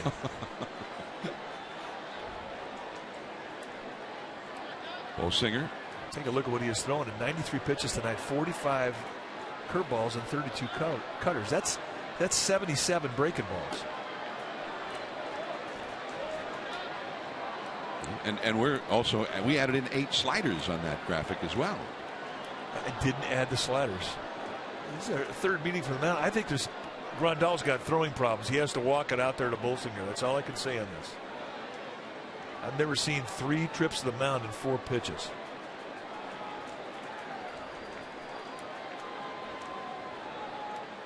One ball and no strikes to Duffy, who has flied out to right and been called out on strikes.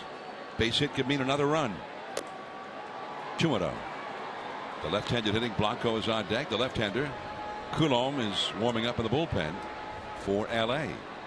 Pretty good speed with Crawford. He's not going to get a great jump with it being just 1 out. Best arm in right field with Puig. Peterson and Ethier have good arms, but they're not great like Puig. But they're more than capable of making a good throw should there be a base hit right at him and Crawford attempt to score.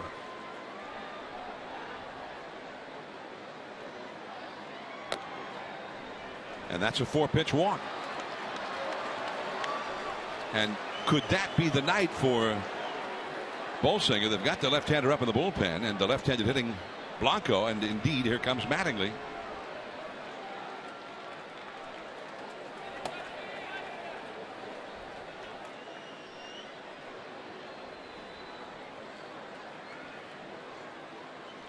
And Coulomb is still throwing out there, even though Mattingly had already called for him. Now he decides, okay, all right, I'll come in. 5-3 Giants. 2 men on, 1 man out. We'll be back.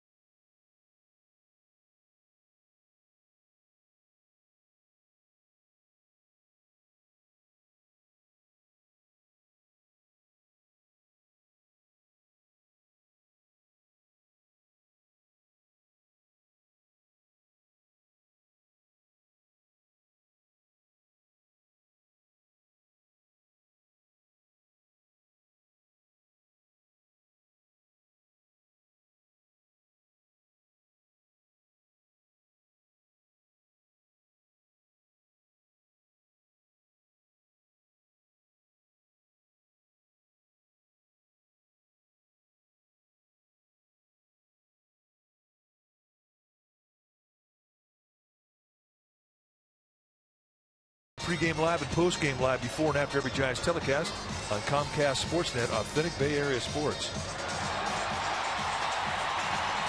From Dodger Stadium and a big crowd on a fireworks night, the Giants 5, the Dodgers 3. And Daniel Coulomb comes into the game in relief of Bolsinger, inheriting 2 base runners, trying to hold the line here. The Giants already leading the Dodgers by 2 runs. And you see Coulomb's numbers there. A lot of strikeouts, a lot of walks. Well, averaging a strikeout an inning, but 6 base runners, and a lot of those runners have scored. He's a 4-pitch pitcher. He's going to have a fastball that'll average right around 90, curveball, slider, changeup. You'll see a lot of curveballs and sliders, especially pitches to lefties, and you'll see a lot of the changeups to righties. Well, and the Giants are very left-handed centric in this part of the order. Blanco, the 8th place hitter, a lefty. Then the pitcher, who hits right-handed. And then 2 more lefties, Aoki and Panic. Coulomb, in spite of all of those base runners and an earned run average above 8, left-handed hitters are only hitting 167 in his very limited time in the big leagues this year. Coulomb's not a big guy. He's 5'10", 190-pounder. Built more like a second baseman than a starting pitcher or a relief pitcher. 5-3 Giants. 2 men on. That ball towards center. Peterson dives and makes the catch.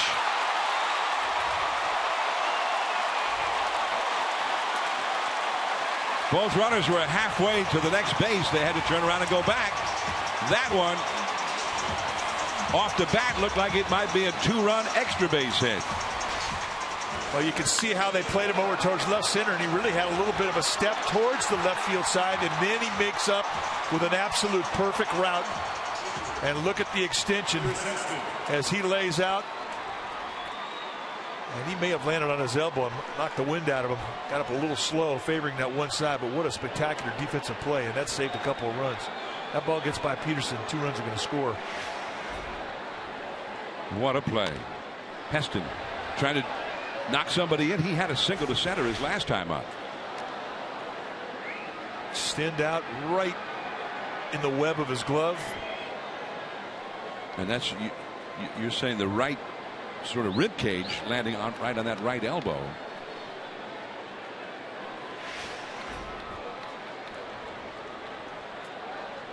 Well, we've seen guys crack ribs doing that.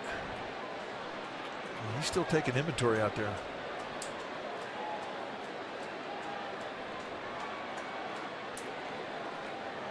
Crawford at second, Duffy at first. Heston down the left field line. It is foul. The main game in spring training where Heston really put himself firmly on the map as a guy they might use in the regular season was against the Dodgers, as we see that one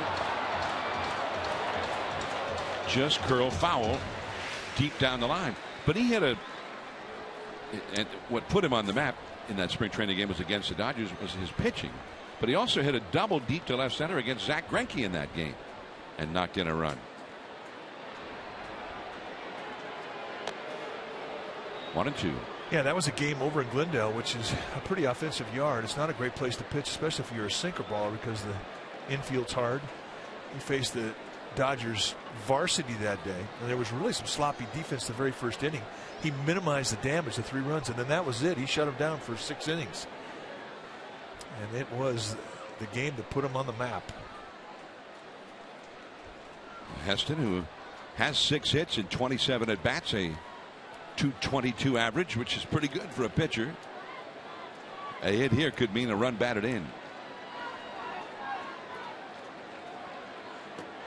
And the hook got him.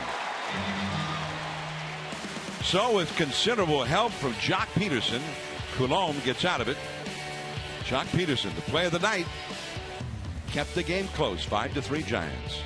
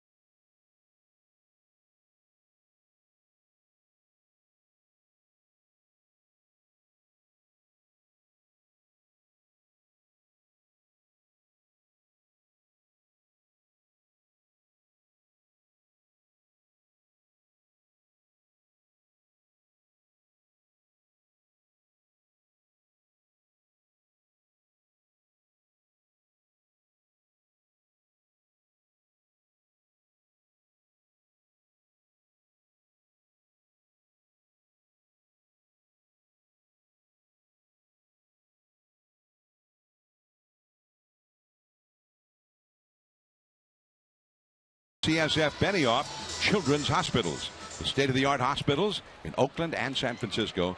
UCSF Benioff Children's Hospitals are redefining possible for children in the Bay Area and beyond.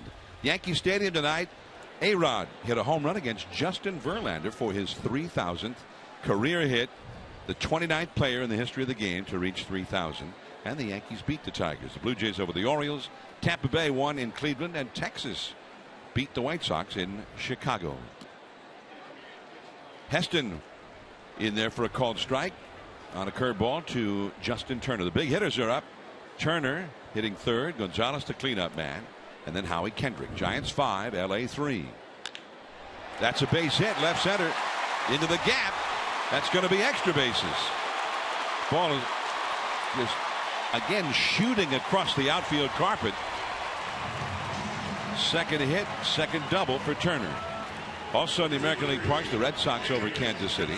The Twins in interleague play beat the Cubs. And in Oakland, the Athletics leading the Angels in the top of the 7th. And the Mariners up in Seattle have a 5-1 lead over Houston in the last of the 6th.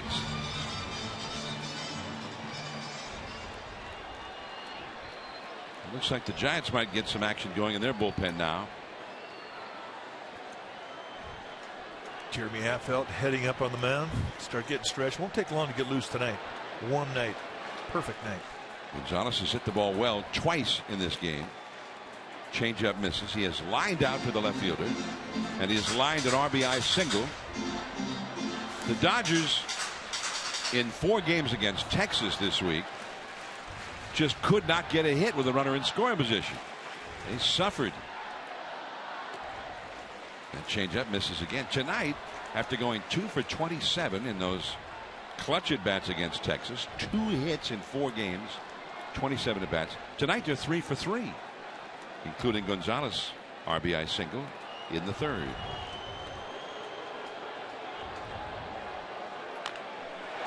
Belt makes the catch in foul ground. He was hugging the line. The Giants were overloaded with the shift, and Belt got to it. 1 away. On the out-of-town scoreboard, National League parks, the Nationals beat the Pirates 4-1 in Washington. Cardinals annihilated the Phillies 12-4. The Reds 5-0 over the Marlins. Atlanta 2-1 over the Mets in Atlanta. And the Brewers beat Colorado in Denver. Arizona leading the Padres in the last of the 7th at Chase Field. And it's 0-1 to Kendrick, who has singled and scored a run and grounded into a double play. There's no way he makes this play if they don't put the defensive shift on. As it was, I mean, he didn't have a lot of time to get to it to the backhand. So Ron Wotus, nice job. He sets the defense in the infield. Toward the middle, diving, panic to his feet, the throw. He got him. Turner to third, but what a play by Joe Panic. Not just keeping it on the infield, which was his main goal, but also getting his man. Well, he knew he had time. That ball was hitting sharply. And Kendrick coming out of the batter's box from the right side has a big backswing, so it's going to take him a while to get going. Sets his back foot, throws him out by a couple of steps. Interesting, too, though, you know, he catches the ball. He still takes a peek over at third base. Nice play. Brace himself with the right hand. Ron Wotus 2 for 2 this inning with defensive alignments. Runner at third, 2 down. Andre Ethier. Ball 1. Well, these last 2 hitters, Gonzalez and Kendrick, both out on outstanding defensive plays. And those are the first 2 Dodgers not to have gotten a hit with a runner in scoring position so far. Belt got the first one, and then Panic just now. Well, now they're going to.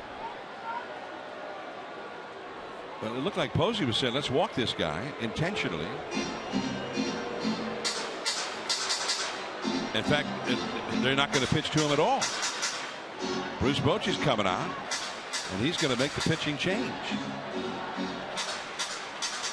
Jeremy Affeldt has been summoned into this game with a runner at third, a 1-ball, no strike count to Andre Ethier. And that's all for Heston, who departs with a 5-3 lead.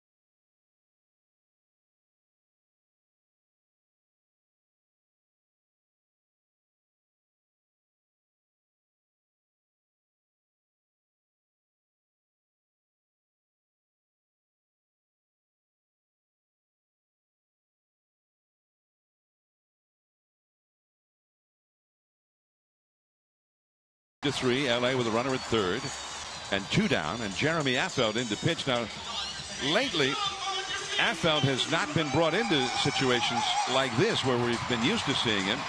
As he was a little bit off with his mechanics or whatever, and he was giving up a lot of runs. But apparently last night he must have gotten something put back together. I think he's been better for about the last 5 times out there. I mean, remember his ERA was almost 7, and he's whittled it down to 4.71.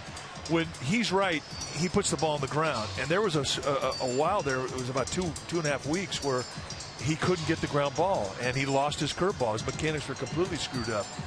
But I think he's fixed it. Last night, even giving up a couple knocks to start the inning out, he pitched out of it with ground balls and good curveballs, which is what he brings into a game. A low 90 sinker with a big curveball and a forkball. So the Dodgers make a move. No longer Andre Ethier, but rather Scott Van Slyke, pinch hitter. And there's a called strike. Remember, Affeldt inherits a 1-ball, no strike count. So now it's 1-1. Van Slyke, a very powerful right-handed hitter. 275 average. You got 3 home runs in 91 at bats. 320 on base percentage. Center field, and Pagan waiting for it. The inning is over. So Affeldt gets it done, and Turner stranded at third. Top of the order, Aoki coming up for the Giants.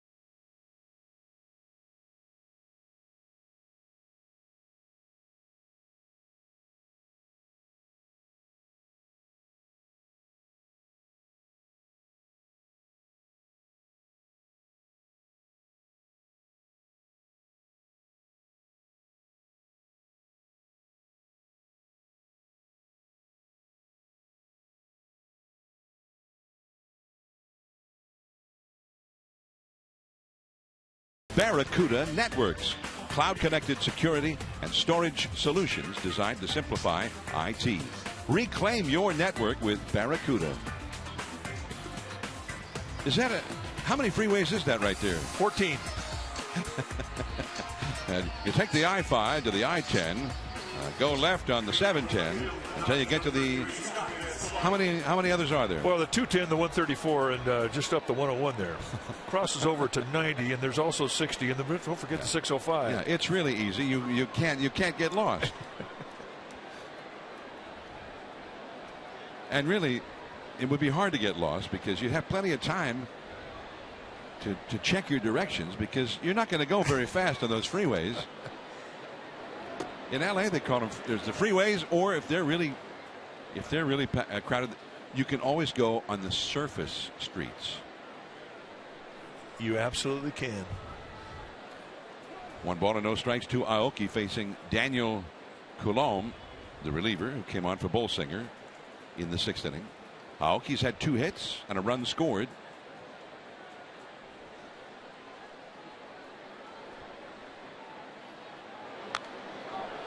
One ball, 1 strike. Rush hour, surface streets, veteran move. Plus, you get an app or two, help you out which way is the good way to go. There are apps for that?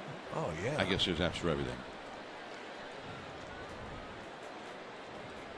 1 ball, 1 strike to Aoki.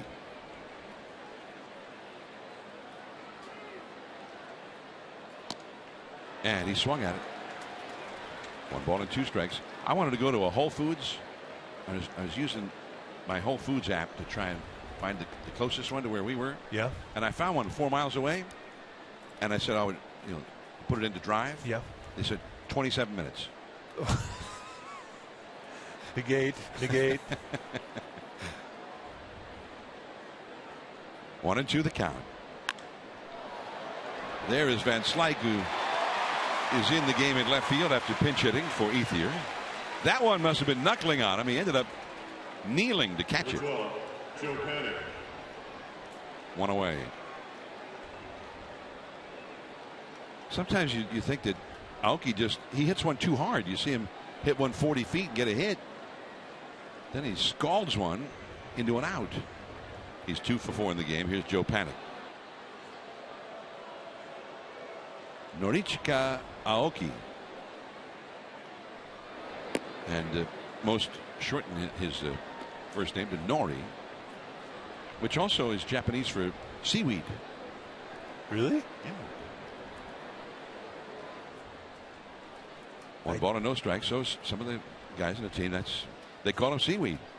1 ball, no strikes to Joe Panic, and a foul out of play. He's 0 for 2 with a walk. Josh Raven. Is it Raven? Now he's new to us. He was not with the Dodgers the last time the 2 teams played.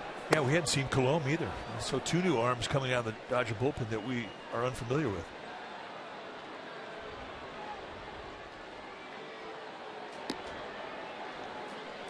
Two and 1.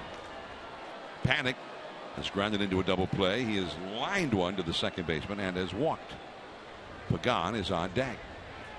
Giants lead 5-3. They fell behind 1-0 in the second, but got 4 runs in the third on the Posey grand slam. 3-1. The Dodgers got 2 back though right away in the last of the third to make it 4-3. And it stayed 4-3 until here in the 6th when Belt and Crawford hit consecutive doubles. Crawford getting the RBI to make it 5-3. In the dirt, and that's a walk. But Joe Panic, his 2nd in a row. I think one of the things, when you look at Panic's numbers, he's hitting over 300. And he hit over 300 last year, but his on base percentage is up around 380. There's an Angel Pagan fan. You can just tell. What is it that gives that away for you? You just know.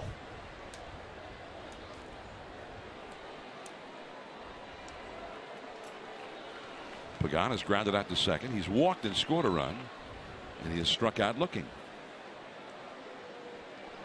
Pagan has been much better so far this year, batting right-handed as he is now.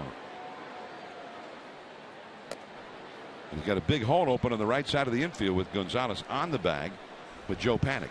You look at Daniel Coulombe, and he's like a mini Clayton Kershaw, the way that he cocks his shoulder and drops down with a little shoulder dip from his backside before he starts home.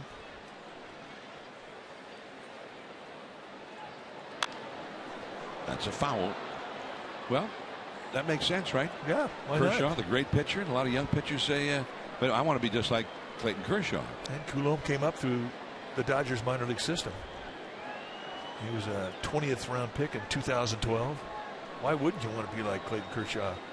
He's got the high 3/4 release. He's not throwing 95, 96. Doesn't have the same stuff, but that little bit of a shoulder dip is deceptive. And that one eases through there for a called strike 2. Pagan has grounded to second, walked just in front of Posey's grand slam, and been called out on strikes. And he was very unhappy with the last couple of pitches called strikes by Las Diaz in that at bat. Panic at first, 1 out.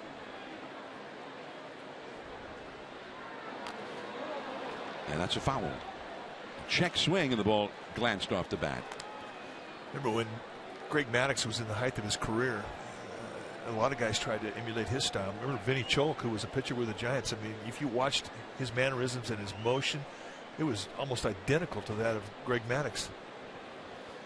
Vinny, it looked like he was trying intentionally to do an impression of Greg Maddux. That's exactly what it looked like. And Coulombe, you know, you can think the same thing if you compare his motion to Kershaw's. And high and foul off the right field line into the crowd. 1-2.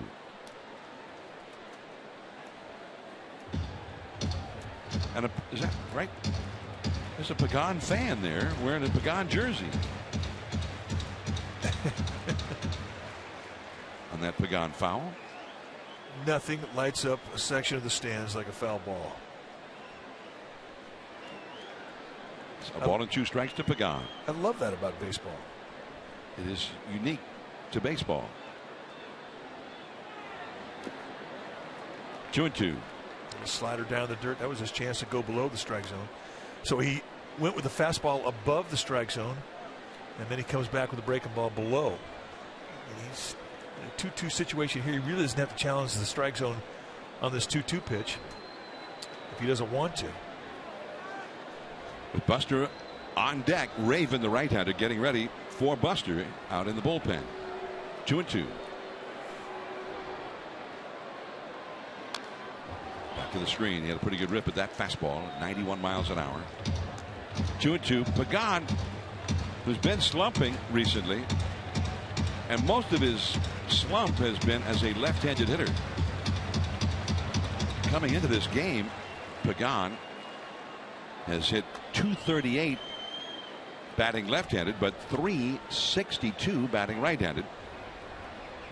That's where he is right now against the left-hander Coulombe. Panic at first. 1 out. He went up after that high one, and a high foul off the right field line. And I think that was by design, to go right across the letters with another fastball.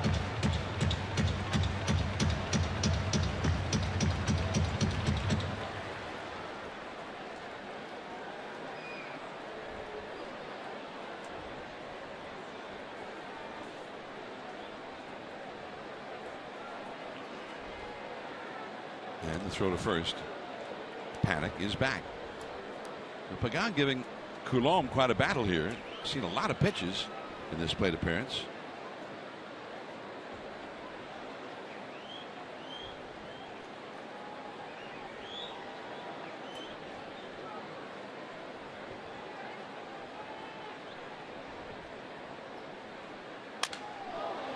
Bloop.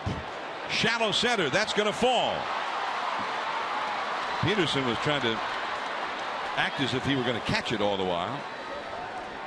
So Panic to second on the bloop from Pagan. And Buster probably will not be facing Coulombe. Buster, who hit a grand slam back in the 3rd inning. And indeed, here comes Mattingly with Raven ready in the bullpen. 2 men on. And Buster coming up. The Giants ahead 5-3. Still only 1 out in the 7th inning. So Coulombe is out. Raven coming.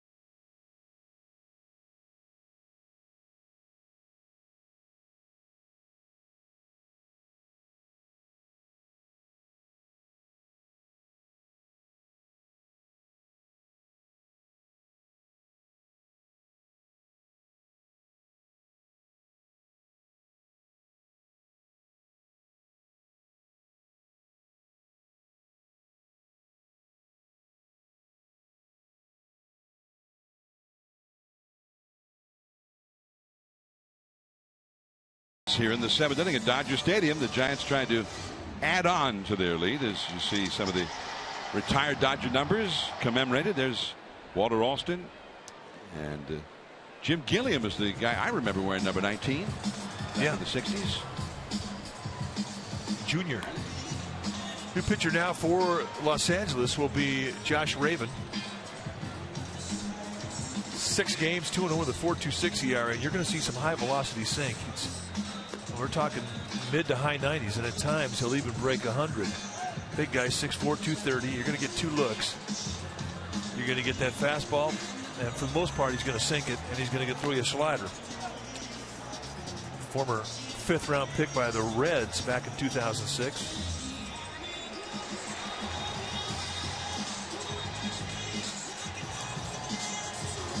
Last Giants catcher with a grand slam and a steal in the same game. And this was a great catcher in the early days of the 20th century. Roger Bresnahan back in 1903. Buster stole a base in the 2nd inning, hit a grand slam in the 3rd. First Giant catcher to do those 2 things in the same game in 112 years.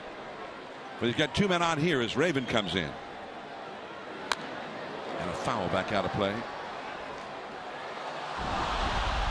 Now back in the 3rd inning. Buster Posey getting a hanging breaking ball, a 2-strike count, and promptly knocks it in the bullpen of the Dodgers for a 4 RBI swing of the bat. That made the score 4-1. The Dodgers have come back, but for Posey, finally got his RBI total into the 40s. And it ties him with Brandon Crawford for the lead. Or actually, Crawford now has 41, doesn't he? He's back ahead of Buster. Base hit could put Buster back even with him. Off the glove of Turner. That ball was just blasted. Turner did well just to keep it on the infield. As hard as it was hit, that might have been an extra base hit down the line if he didn't get a glove on it at all. So the bases are loaded. And really not a lot of lower body in the swing. He kind of goes out and hooks the ball. I mean, a little bit of a reach in it. Gives an idea of how strong his hands are to put that type of top spin on a ball and absolutely handcuff a guy with quick hands. Oh, that was nasty. But it did prevent the ball from going in the outfield, and it did save a run. Bases loaded for Brandon Belt. Infield double play death. And he powered a fastball at 98 miles an hour right by him. Well, one thing with Raven, I mean, he's got the 2 pitches, but he throws that fastball about 80% of the time. He's going to challenge him.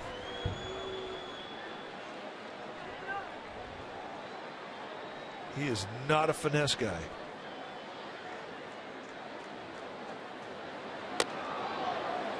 One and one. Only 97 on that one. Yeah, it took a little off.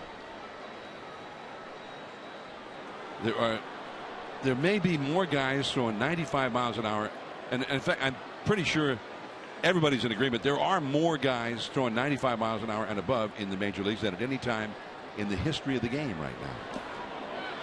Did he swing? No. Third base umpire Jeff Nelson, the crew chief, said no swing. Oh, I agree. And we're seeing guys consistently coming out of the bullpen at 97, 98, 100 miles an hour. In 6 of the 3rd innings, Raven has given up 2 home runs. So he's not a guy that has got great location with his stuff. He's just going to try and bludgeon you with velocity.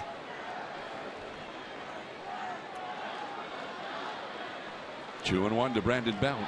Bases loaded, 1 out. 2-2. And you don't have to overswing with a guy throwing 98. He's going to supply the power. It has become a strikeout situation here for Raven. For Belt, you're trying to get a ball in the outfield deep enough to score a run. You don't have to hit it very deep with panic at third base. Well, she's a baby Giraffe fan.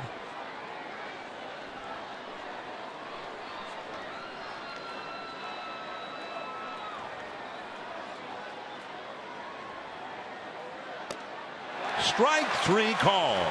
And Belt was very unhappy about that call. Now that's the side of the plate that's been inconsistent, and that's what happens in the last Diaz strike zone. This is not uncharacteristic, where guys get frustrated towards the end of a ball game. Balls that haven't been called strikes, all of a sudden they get called strikes in 2-strike situations, and a caution at bat. So Raven gets the strikeout he was pitching for, and Belt rung up a second time on pitches that he thought were outside.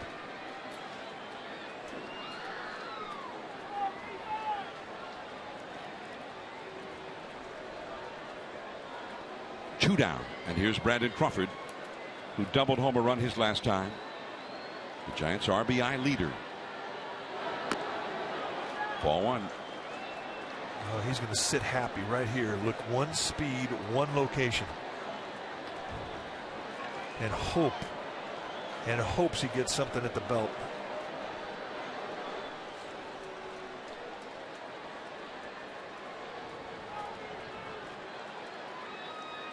Three men on, 2 men out. Well, it was a little bit above the belt. Ball one strike. Being a pretty perfect pitch right above the hands, inside corner. But look, the guy's throwing 98 miles an hour. You have to cheat as a hitter. There's no thinking I'm going to look at this, identify, and then swing. You got to commit. And you really have to trust your hands.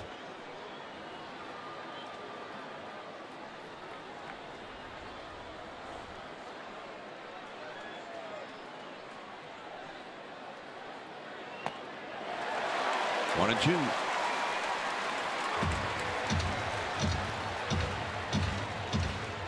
So your thought process is, if you're Brandon Crawford, it's just, I gotta get quicker. Now you take a little swing off, you don't get greedy, and you just try and get quick to the velocity, because he threw that 98-mile-an-hour fastball right by him. Panic at third, Pagan at second, Posey at first. They'll be off and running if Crawford makes contact with 2 down.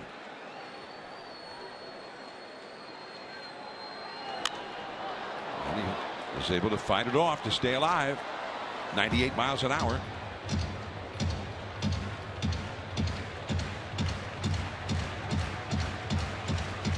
I think Grandal's calling off fastballs because he doesn't want to risk a ball in the dirt. The guy's throwing 98 with a fastball. He'd be throwing 90-91 with the velocity on a breaking ball, and it's easy to be put in the dirt. And with a runner at third base, I don't think Grandal wants to see that. I think he's just going to challenge fastballs. 1-2 the count. Well, there's that hard breaking ball, and he got it in the dirt, and he did knock it down. Yeah, that was a nice block. In his first major league game, Brandon Crawford hit a grand slam. That was the winning hit. And he hit another one the next year at Philadelphia. And in the wild card playoff game, he hit one for the first runs of that game. The winner take all game. And then he's hit one earlier this year at Cincinnati against Mike Leake.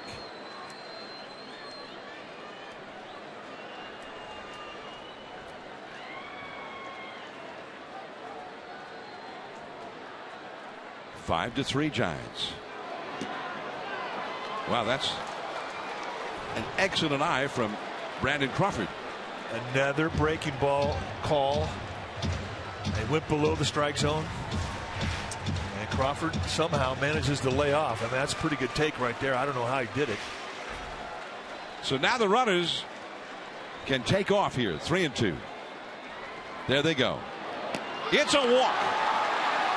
And panic is forced home. 6th run of the night for the Giants. And for Brandon Crawford, his second RBI of the game. And he earned that one too. That was not easy. I mean, that's a great at bat to get that walk off the high velocity stuff of Raven.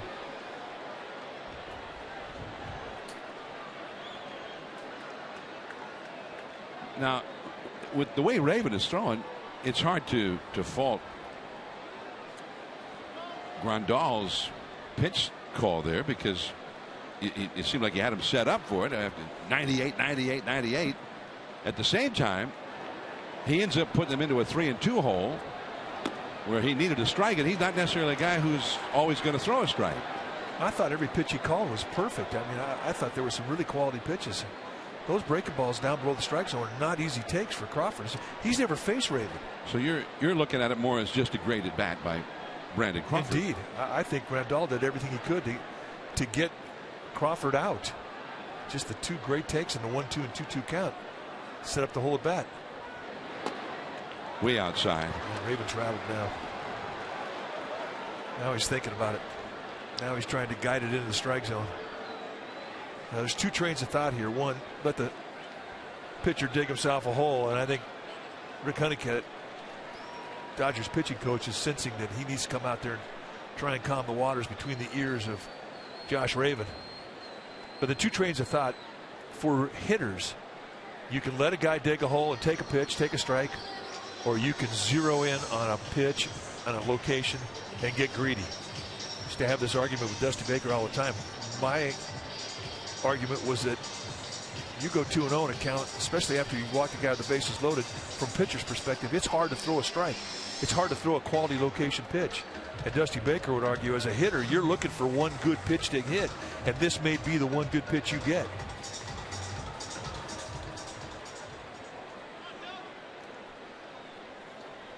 Josh Raven, very similar career path to the Giants' hard-throwing right-hander out of the minor leagues, Mike Broadway.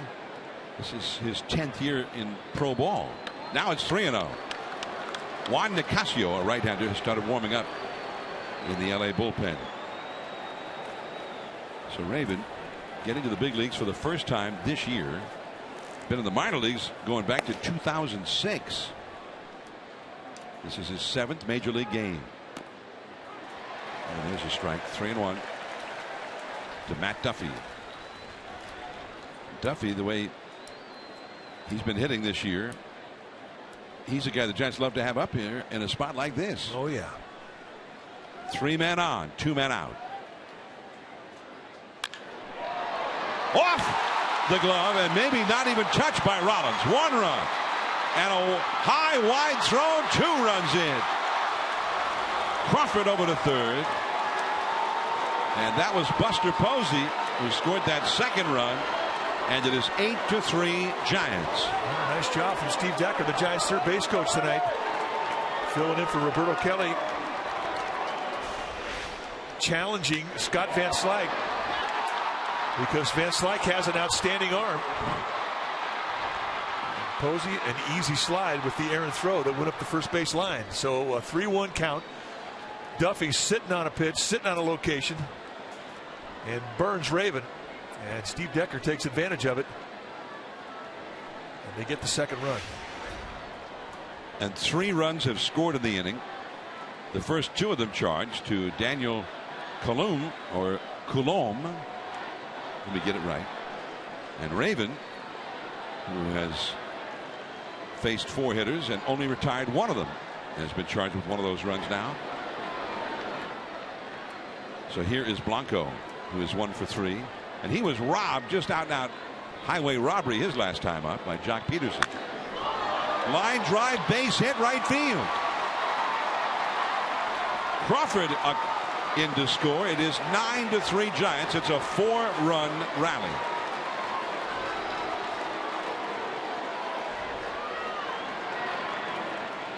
Pitcher, number 41, Jeremy Affeldt.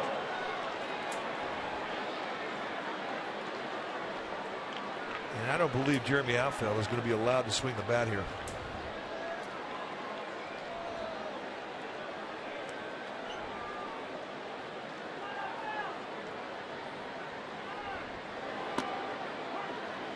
A low strike. He's arguing. Les Diaz has a smile on his face. With the injuries that have happened over the years with Giants relievers swinging the bat, Bruce Bochy doesn't let him swing. Although Affeldt has often said that he's the best hitting pitcher on the whole club. Well, he says he's the best hitting pitcher in the league. So I'm glad he swings. I mean, it's no fun to be in that batter's box and not have the ability to swing. And he is a career 200 hitter, which he reminds us about every other week. So there was one year, a few years back, And he was, I don't know, 1 for 1 or 1 for 2, hit 500 for the year. And hey, it's incredible. I don't get up there more. I'm the best hitter. I'm not just the best hitting pitcher in the league. I'm one of the best hitters on this team. He was like lobbying to be a pinch hitter.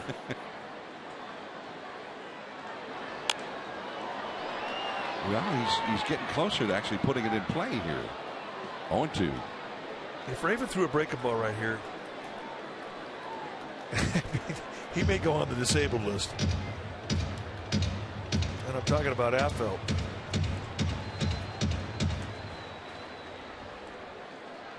Duffy at second, Blanco at first. 4 runs in for the Giants. They've opened up a 9-3 lead here in the 7th.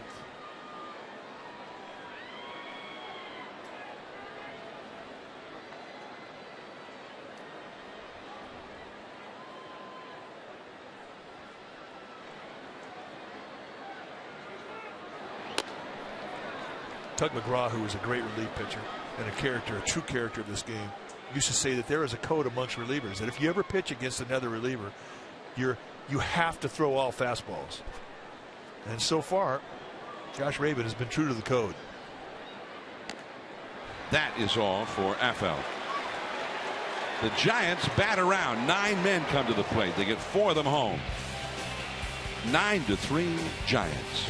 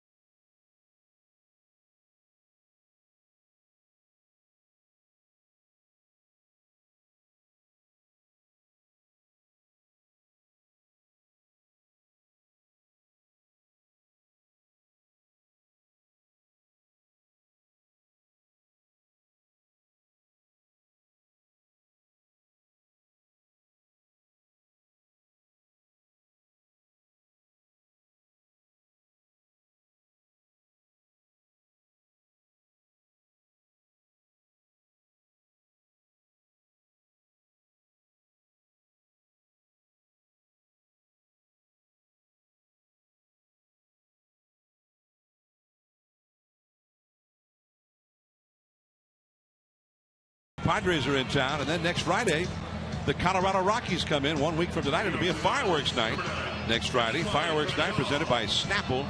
That'll kick off the weekend, Friday the 26th. Saturday the 27th, Skyline Sox giveaway presented by Johnsonville. And on Sunday the 28th, the first 20,000 fans receive a Hello Kitty bobblehead. Get your tickets at sfgiants.com/tickets. Hello, Giants fans.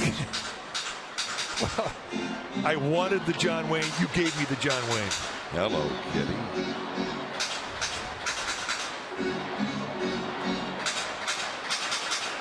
Give me that kitty. Here we go to the last of the 7. Do we get him?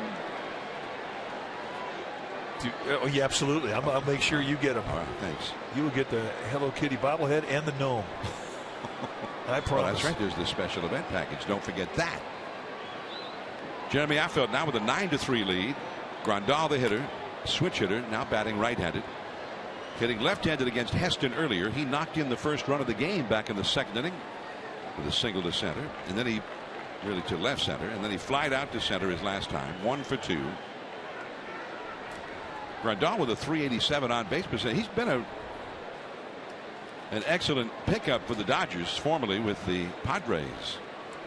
Jimmy Rollins on deck. 0-2.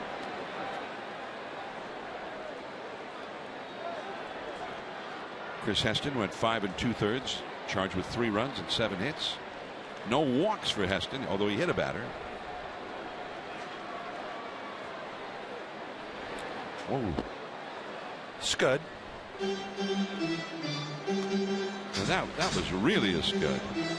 Well, it was Jeremy Affeldt that defined that pitch that bounced 8 feet in front of home plate as a scud. The first time I'd ever heard that description, and it's so appropriate.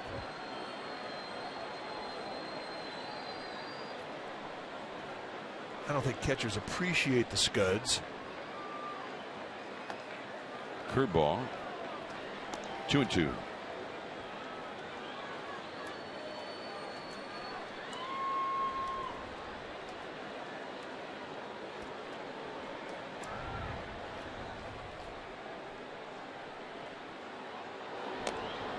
And that strikes him out. And that's the forkball. That has really become an outstanding pitch for Affeldt facing right-handed hitters. It really gets him out front. The arm action is identical to that of the fastball. Totally sets it up. And Grandal sent packing. Beautiful pitch. That's a pitch when he first put on a Giants uniform he didn't have.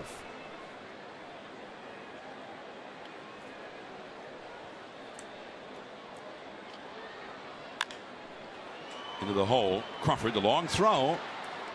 He's got a great arm. Strong. 2 down. Jimmy Rollins is 0 for 3. And now Alex Guerrero to pinch it for the pitcher for Raven. The Dodger bullpen, Bolsinger, the starter, gave up 5 runs, and then the bullpen gave up 4 runs in the 7th inning alone. Nicasio getting ready in the bullpen for LA. And they say right now one of the problems for the Dodgers, they've got Kenley Jansen, their excellent closer, back. But in a game where, say, you have the lead going to the 7th inning, they're a little bit iffy about the guys who are going to bridge them from the starter to the closer when they're in the lead or even in a tie ball game.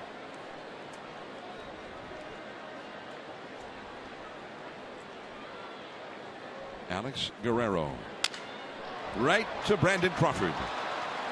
4 in a row retired by Affeldt since he entered in a tight spot in the 6th inning. Top of the order, Aoki coming up for the Giants, 9-3.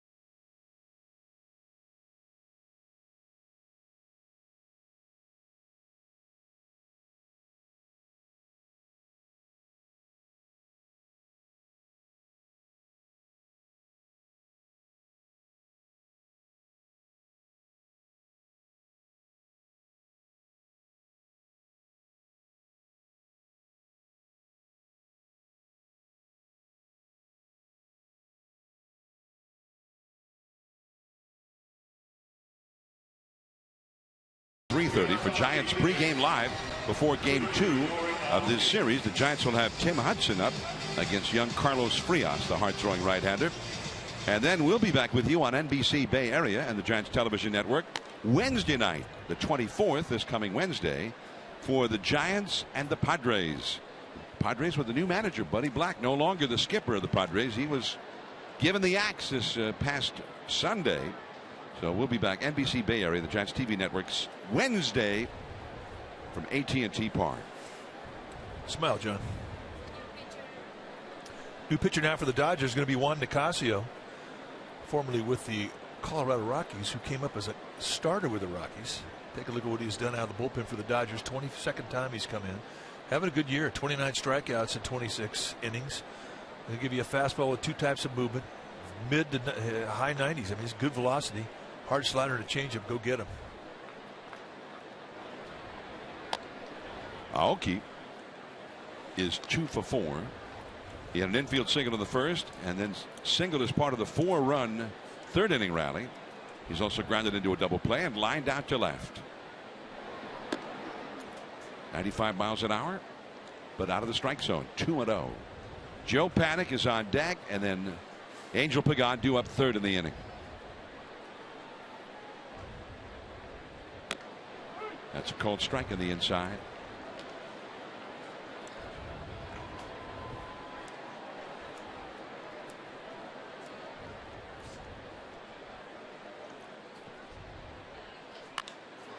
The pop-up, and in shallow center, Peterson. That's out number 1.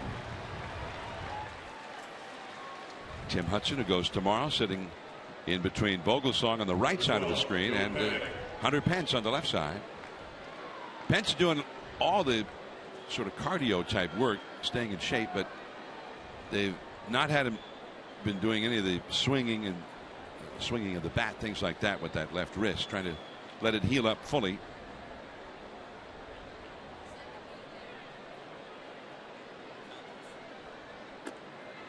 And that's too high. Well, you talk to Hunter Pence about his wrist, and he's trying to be patient. It's not easy. There's inflammation in there until it completely comes out. They're not going to let him go and resume baseball activities.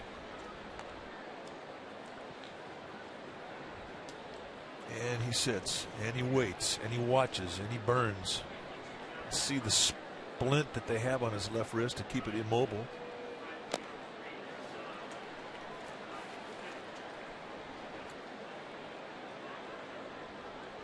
Two and 1 to count. It is absolute limbo, John. That DL, it's tough.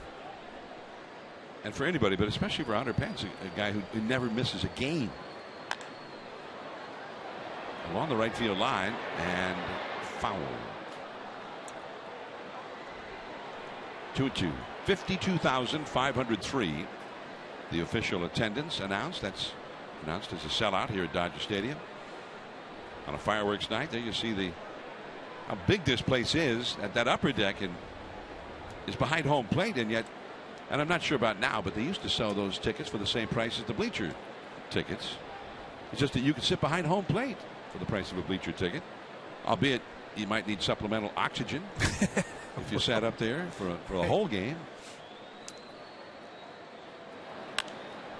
And that's fouled off the left field line. Well, I think they were inspired by the Giants. When Giants opened up Pac-Bell Park, the upper level became the view level. Marketing genius. Well, the nosebleeds here, all of a sudden, they became the view level. That's the view level. The thing about those seats up there is that you can see all the way to Colorado. You can see the view level at Coors Field from the view level here at Dodger Stadium.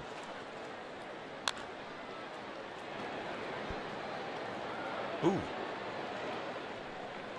Ball bag making a nice stop there. Had a bit.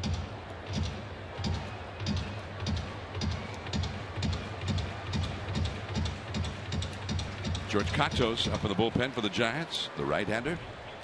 We're in the Giants half of the 8th. They lead 9-3. Pagan on deck. Nicasio pitches. Strike 3 call. Right over the outside edge.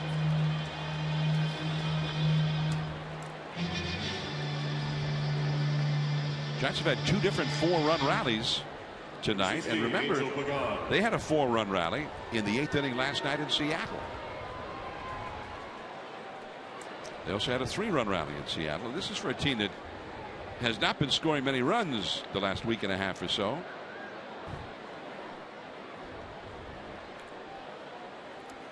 There's Brett Alexander, the Giants director of travel. Best in the business. Best I've ever been around by far. I think he's recreated the position. He is remarkable.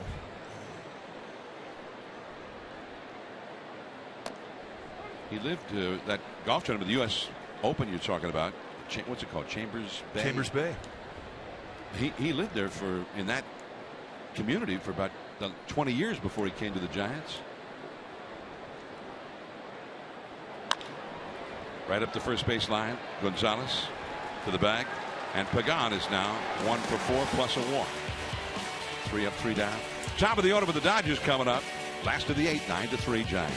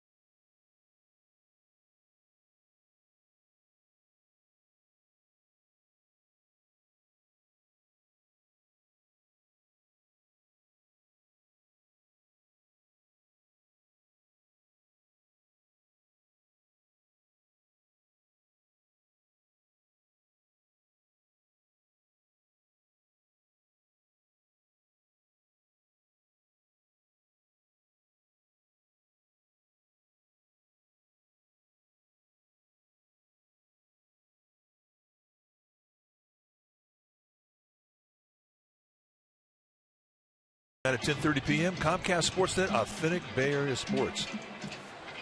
See the traffic on the 110 freeway just outside of Dodger Stadium. The 110. Pasadena Freeway. Do you ever take the 110 to the 710? What about just the 10? Oh yeah, the 10 lays parallel to the 210. And what about the 310? Is there a 310? Yeah. Not that I know of. That's what I don't get. They have a 10, they have a 110, they have a 710. What about the 310 and the 410? Come on. Oh, they have the 5. Oh, and the 15. And what about the 405? Oh, yeah, they have the 405 and the 605. And they have George Cantos, who's coming in for the 33rd time this year. Cantos could be a freeway here. The 70. Giants have brought in the 70 here for the 8th inning. The unusual number of George Cantos. Wears it well. Well, he has really been a very important member of this bullpen. A 1.56 ERA. This is his 33rd game. First ball swinging. Puig skies one way up there. Blanco one away. A lot of hang time on that one, and Puig is 0 for 4. His last 2 trips to the plate gone on 1 pitch. I don't remember too many Giants-Dodger games the last couple of years where Puig has played so little a part in what's going on. Usually he gets on base and makes things happen. But tonight, very quiet night for Puig. An unusual 0 for 4. Jock Peterson. He had a double in the 3rd. He also, that started a 2-run rally. He also took away a couple of runs from the Giants when he robbed Gregor Blanco with the play of the night, a spectacular diving catch with a couple of men on. And yet the Giants are leading 9-3 anyway. Changeup. Good one. I think George Cantos this year has had the time of his life. Let's take a look at that play from Jock Peterson. He really robbed Gregor Blanco of extra bases and probably a couple of RBIs. And they had him playing on the left center field side of center field. So he had to come away from the intended defense to make that play. Another changeup from Cantos, 2-1. But Cantos has come up with more looks, more types of movement, more pitches that he can throw. He's not backed into having to throw a predictable fastball or slider, which is really what he was predictable to. Ooh. Did you feel the breeze? I did. The earth shook. 2-2. Now, all this while, Duffy's been over at shortstop. The Dodgers down by 6 runs. Some of their biggest hitters coming up. Giants have been giving him a bunt hit to third base. 2-2 the count. That one is hit well. Blanco on the warning track. Right in front of the 375 marker. 2 down. He may have caught that just a little bit out on the end. Gives you an idea of his power, though. He doesn't really have to hit it well to get it to the wall. Number 10, Justin Turner.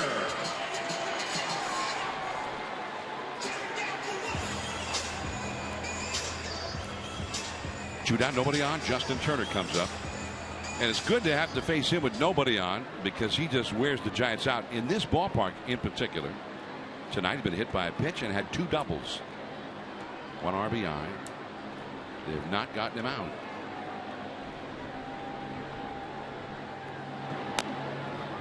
Strike 1. I can't remember this guy having a bad at bat ever. He took Madison Bumgarner deep twice in one game. Right here at Dodger Stadium last September. In the dirt. I mean, you got to put that in your resume, don't you? Bumgarner ended up losing that game here. That was his final regular season start. And then the postseason, nothing even close to that ever happened again.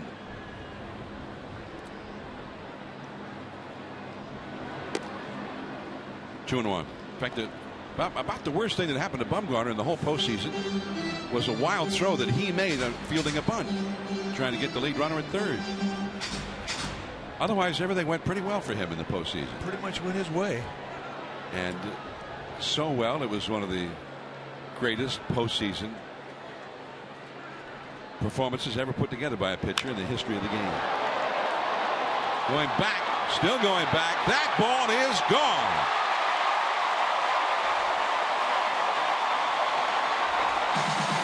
Third hit of the night for Justin Turner, and it is 9-4 Giants.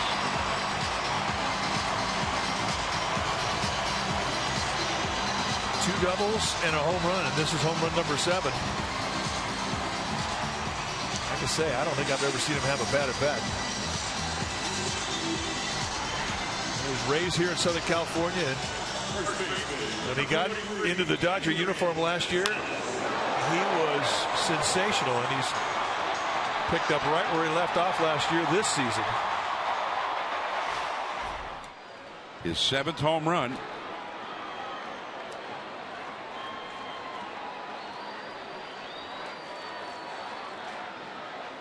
Turner went to college. What was it, Cal State Fullerton? Yeah. And before that, when he was a kid, he was the bat boy at Cal State Fullerton. Giants into the shift, the overshift for Gonzalez, who is 1 for 3 with a run batted in.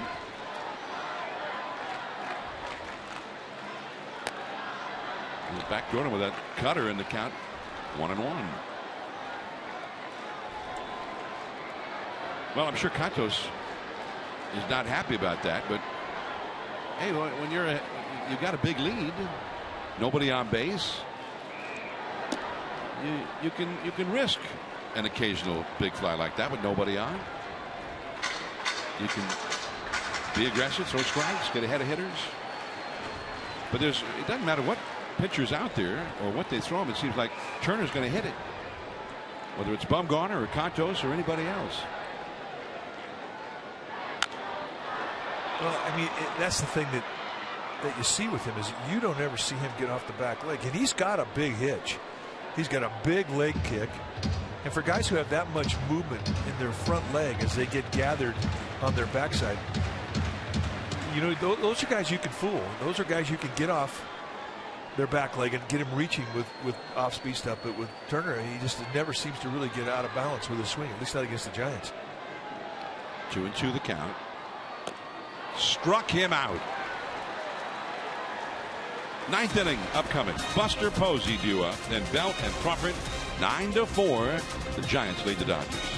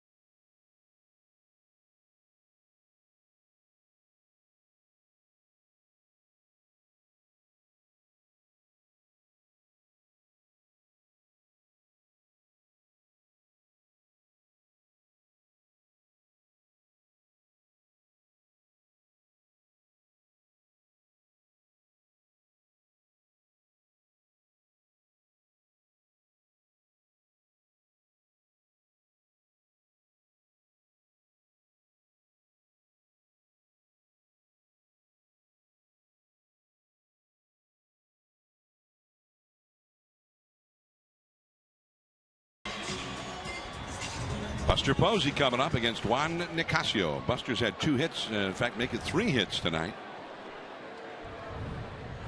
including a grand slam. The Giants were down 1-0 with the bases loaded in the 3rd inning, and he got a hanging curveball from Mike Bolsinger, and he just launched it, and it was one of those aesthetically pleasing home runs.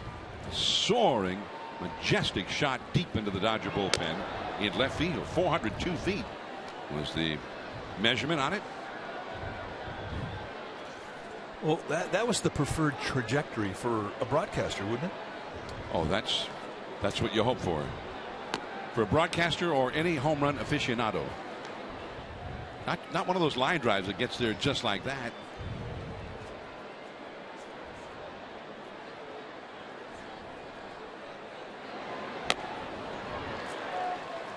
Nicasio blew it by him. Giants have action going in their bullpen as Posey bats. There's Mike Broadway in the Giants bullpen out beyond right field. 2-1 the count. And 3-1. Giants 9 runs and 12 hits. The Dodgers 4 runs, 8 hits. Posey the only Giants home run of the game.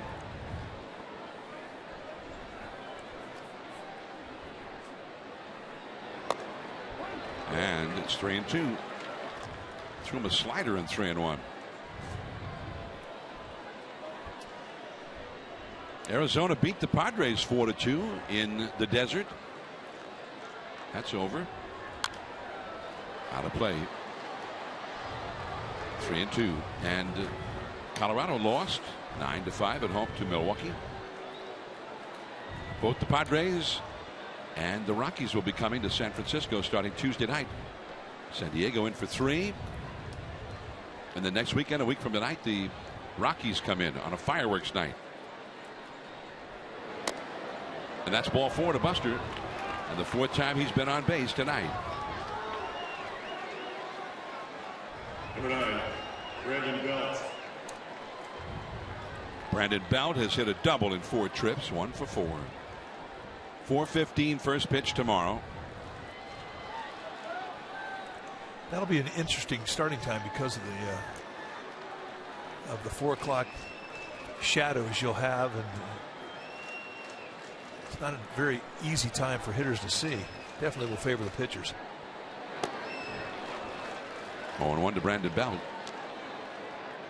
Tim Hudson for the Giants, and a real hard thrower, Carlos Frias, for LA tomorrow in that 4:15 start.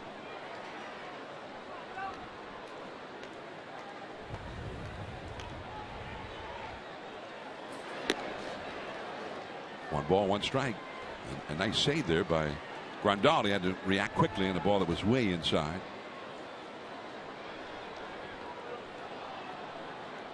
One of the rare series, either here or in San Francisco, where neither Madison Bumgarner or Clayton Kershaw, neither one appearing in the series. No Kershaw, no Greinke. So the Giants missed the two aces. And I don't remember that happening ever. Kershaw always faces the Giants. If there's 6 series a year, in which that's usually what it is, then he's going to face him 6 times. But the Giants have beaten him 3 times already this year. And Bumgarner was the opponent in all 3 of those. And that is not to say that Kershaw personally got the loss in all 3 of them, but the Giants won all 3 of those games in which he started. Kershaw, he was unbeatable last year. He was 21-3. This year 5-4 with a 3.29 ERA.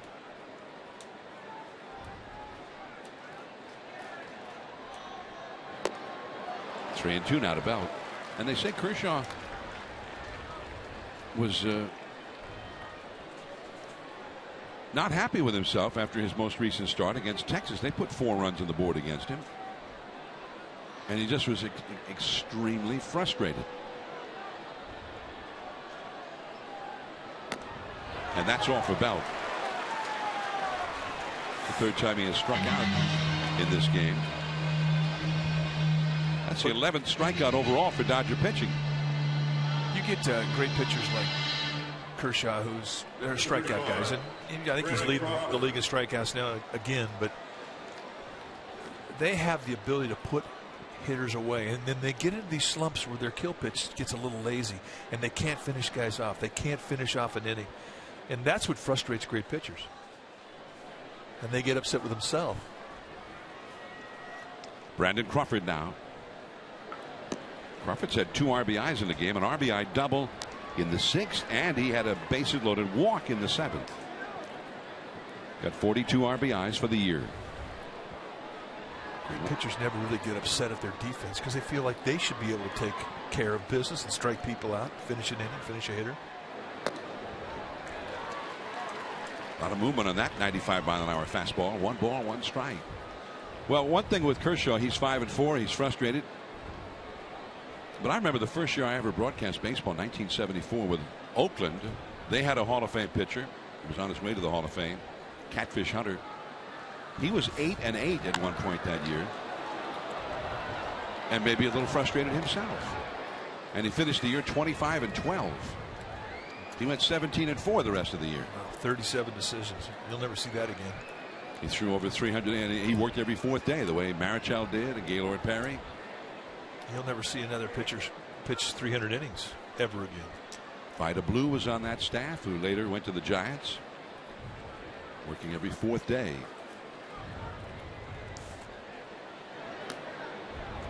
Too low.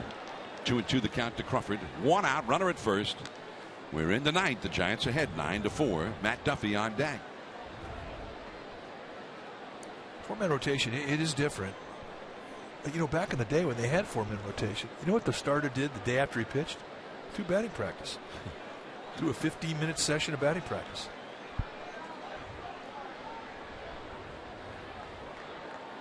Two and 2 the count. Back to Nicasio. He recovers in time to throw out Crawford, but Buster Posey moves up to second. Now Duffy. Number 5, Matt Duffy. Of course, here in LA, when Marichal was the ace of the Giants rotation back in the 60s and one of the great pitchers in Giants history, and on his way to the Hall of Fame, the Dodgers had Sandy Koufax and Don Drysdale both. They're great 2 aces. And they added a guy named Claude Osteen, who nobody ever really talked about, who was pitching every fourth day and throwing 290 innings and whatnot. A 20-game winner. I had Claude as a pitching coach when I was with the Phillies in 1982. I learned a lot from Claude. He's good. 2 down. Duffy 1 for 3 with a walk and 2 runs batted in. Off the inside, ball 1. Claude had the great nickname, Gomer. And he looked just like Gomer Pyle. The actor who played Gomer Pyle, which was a big hit TV show back in the 60s and 70s. And Jim Nabors was the actor, and Claude Osteen looked just like him. And waiting for it is Puig Diaz to come in. Almost, it looked like an imposition to him. That it didn't just come right to him. 9-4 Giants. We go to the last half of the 9th inning in LA.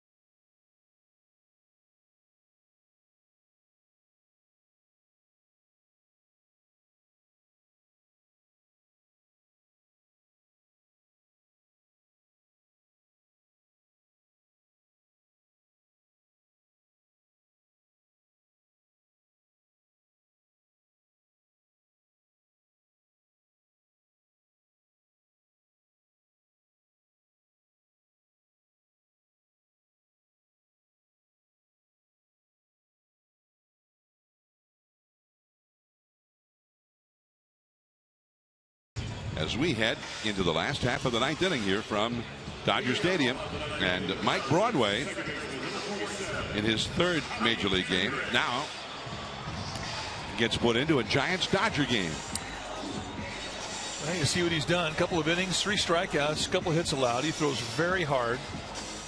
You'll see mid to high 90s, a hard slider. He's working on a split finger fastball. But you're going to see some petrol.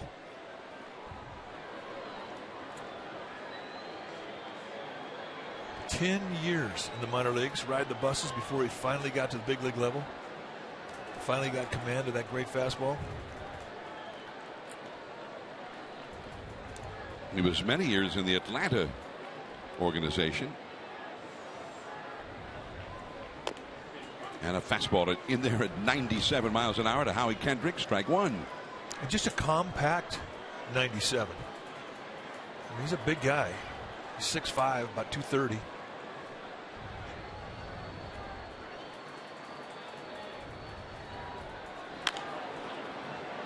Crawford. 1 away.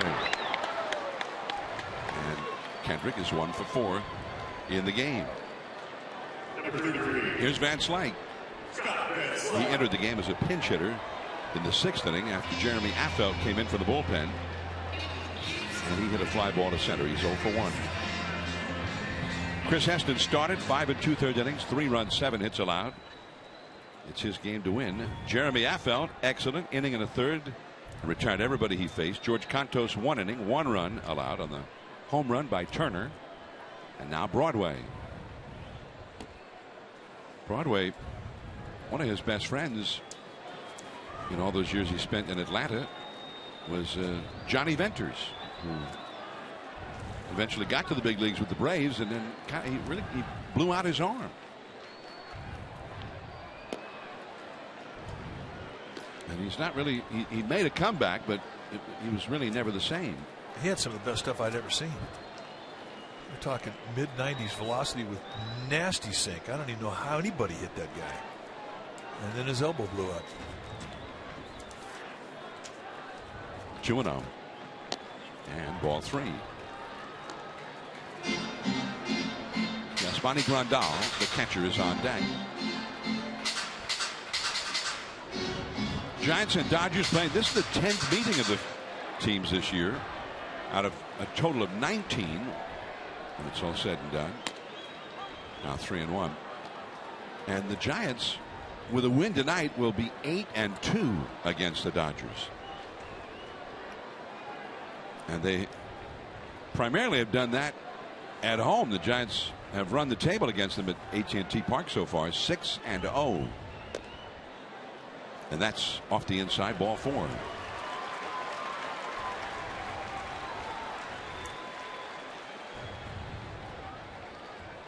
Catcher, number 9, Yasmani Grandal. Grandal 1 for 3 in the game.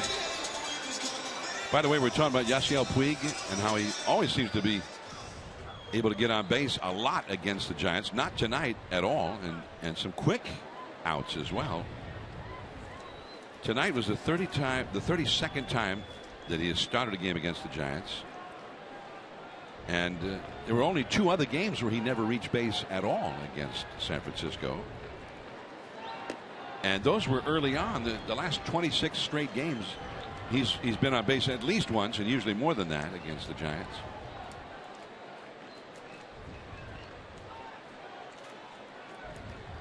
And this Dodger team, they have been struggling offensively as a group. Off the outside to Grandal. The Giants, of course, came into the game as the highest scoring road team in the National League. 5.1 runs a game. They put 9 on the board tonight.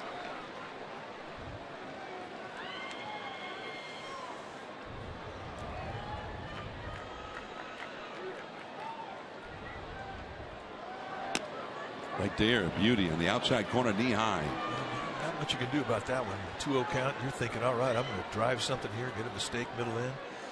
That's 96-mile-an-hour paint, outside corner, moving away from you. Good luck with that.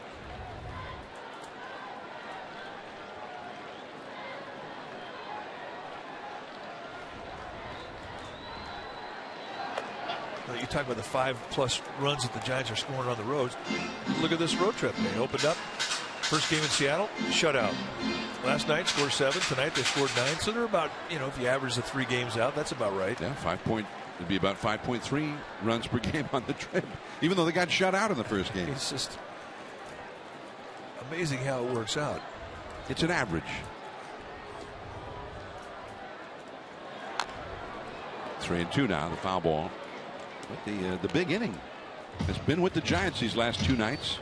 A 3-run and a 4-run inning last night, and 2 4-run innings tonight. Of course, the first 4-run inning was a Buster Posey production. 4 runs on his grand slam.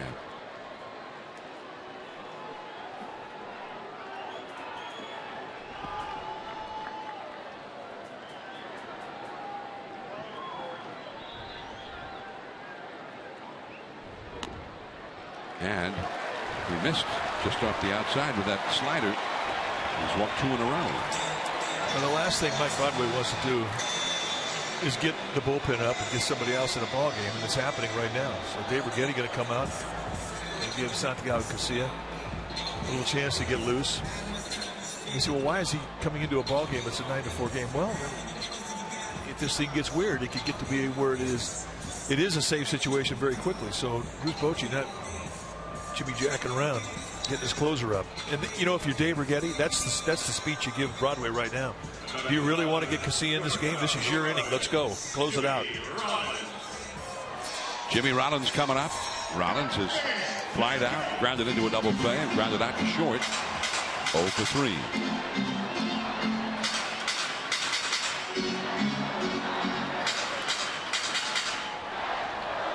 Giants, of course, had a long night last night. They took off about midnight in Seattle, and they didn't get to their hotel. What was it, 4 a.m.? After 4 a.m. this morning.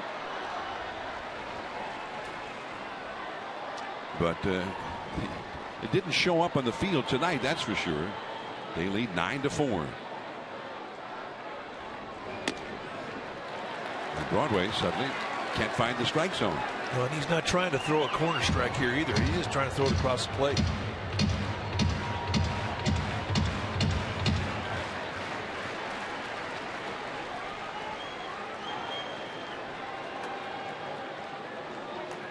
With one more base runner, it becomes a rule book save situation. Possible tying run would be on deck with one more base runner. Popped up. And the infield fly rule, so he's already out. Infield fly rule invoked. His panic takes it. 2 down. And you can hear some boos. The Dodger fans are losing a little patience with Jimmy Rollins. Rollins came into the game hitting 200 for the year, and he's 0 for 4 in this game.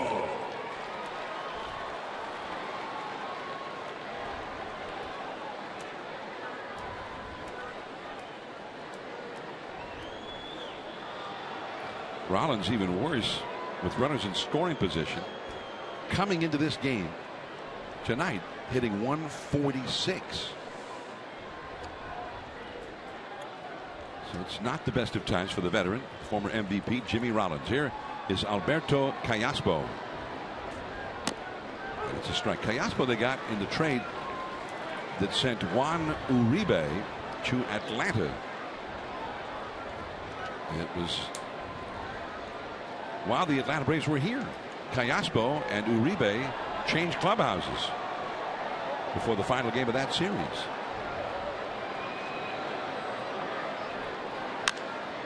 Along the left field line, that's a base hit. Aoki, and holding him up at third was the coach. Here comes the tag by Posey. He couldn't get him. A fadeaway slide by Van Slyke, and he scores, running through the stop sign of Lorenzo Bundy, and it's 9-5. And Bochy's coming out.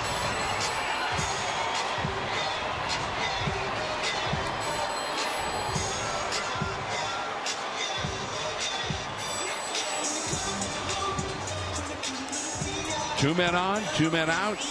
Yasiel Puig coming up, and into the game comes Casilla. 9-5 Giants.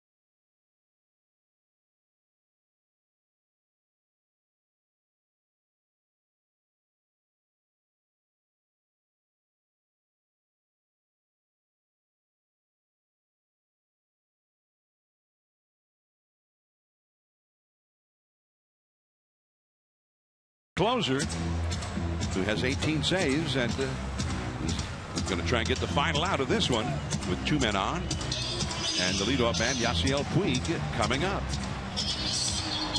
And if Puig gets aboard, that would make Jock Peterson the possible tying run of the game. See the numbers for Casilla: 18 saves and 21 opportunities. 31st time he's come in.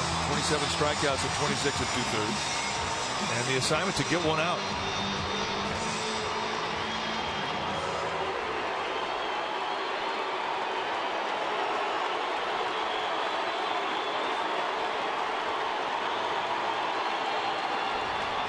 Chris Heston, it's his game right now to win. Rondon at second, Callaspo at first. 1 ball and no strikes to Puig, who has grounded to third, popped up to second, fouled out to first, and hit a fly ball to right his last time. The only ball he's gotten to the outfield, and you see his numbers versus Casilla in the past.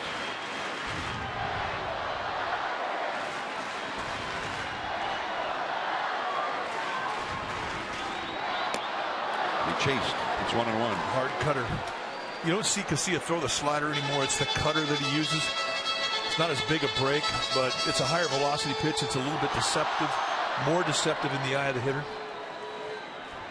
He very rarely makes a mistake with it out of the plate. When he throws it, it's usually on the outside corner or off the plate away.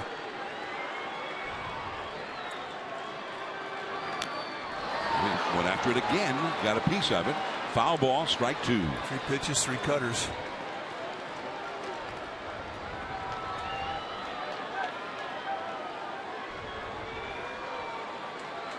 Puig came into the game hitting .326 for the year.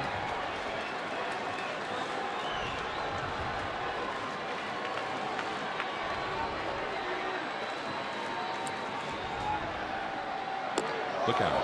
That one took off and almost hit him. Just an overthrow right there. They were thinking about backdooring that outside corner with Sink, trying to wrap it around the outside corner at the knees. Just flies that front side, drags the arm, and misses up and in. That's a heat seeker, and it almost hit him. The last thing you want to do here is hit him or walk him.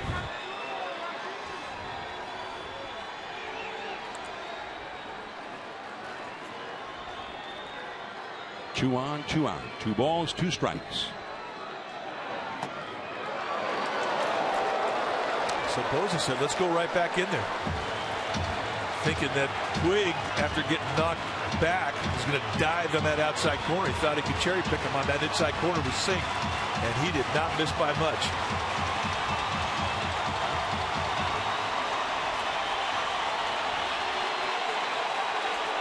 Three and 2.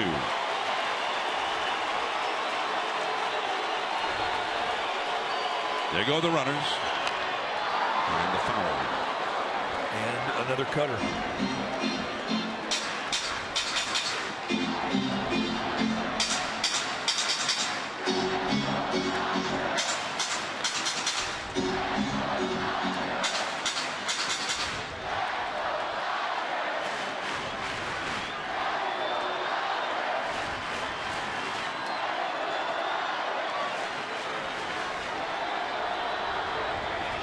Rondon at second, Callaspo at first. There they go. Struck him out, and the ball game is over. And the Giants have gone to 8-2 against the Dodgers. They take the first of this 3-game series, 9-5. A win for Chris Heston, his first game against the Giants, and he's the first rookie starting pitcher to beat L.A. since, and I mean for the Giants to beat L.A. since Madison Bumgarner 5 years ago. Well, we talk about the importance of how the 7 runs they scored last night in Seattle gave them momentum coming into the series, and you really felt it tonight offensively. 9 on the board, including a grand slam from Buster Posey. John Miller from Mike Krukow. We're going to say so long to our affiliates on the Giants television network. We'll be coming back, however, on NBC Bay Area with more.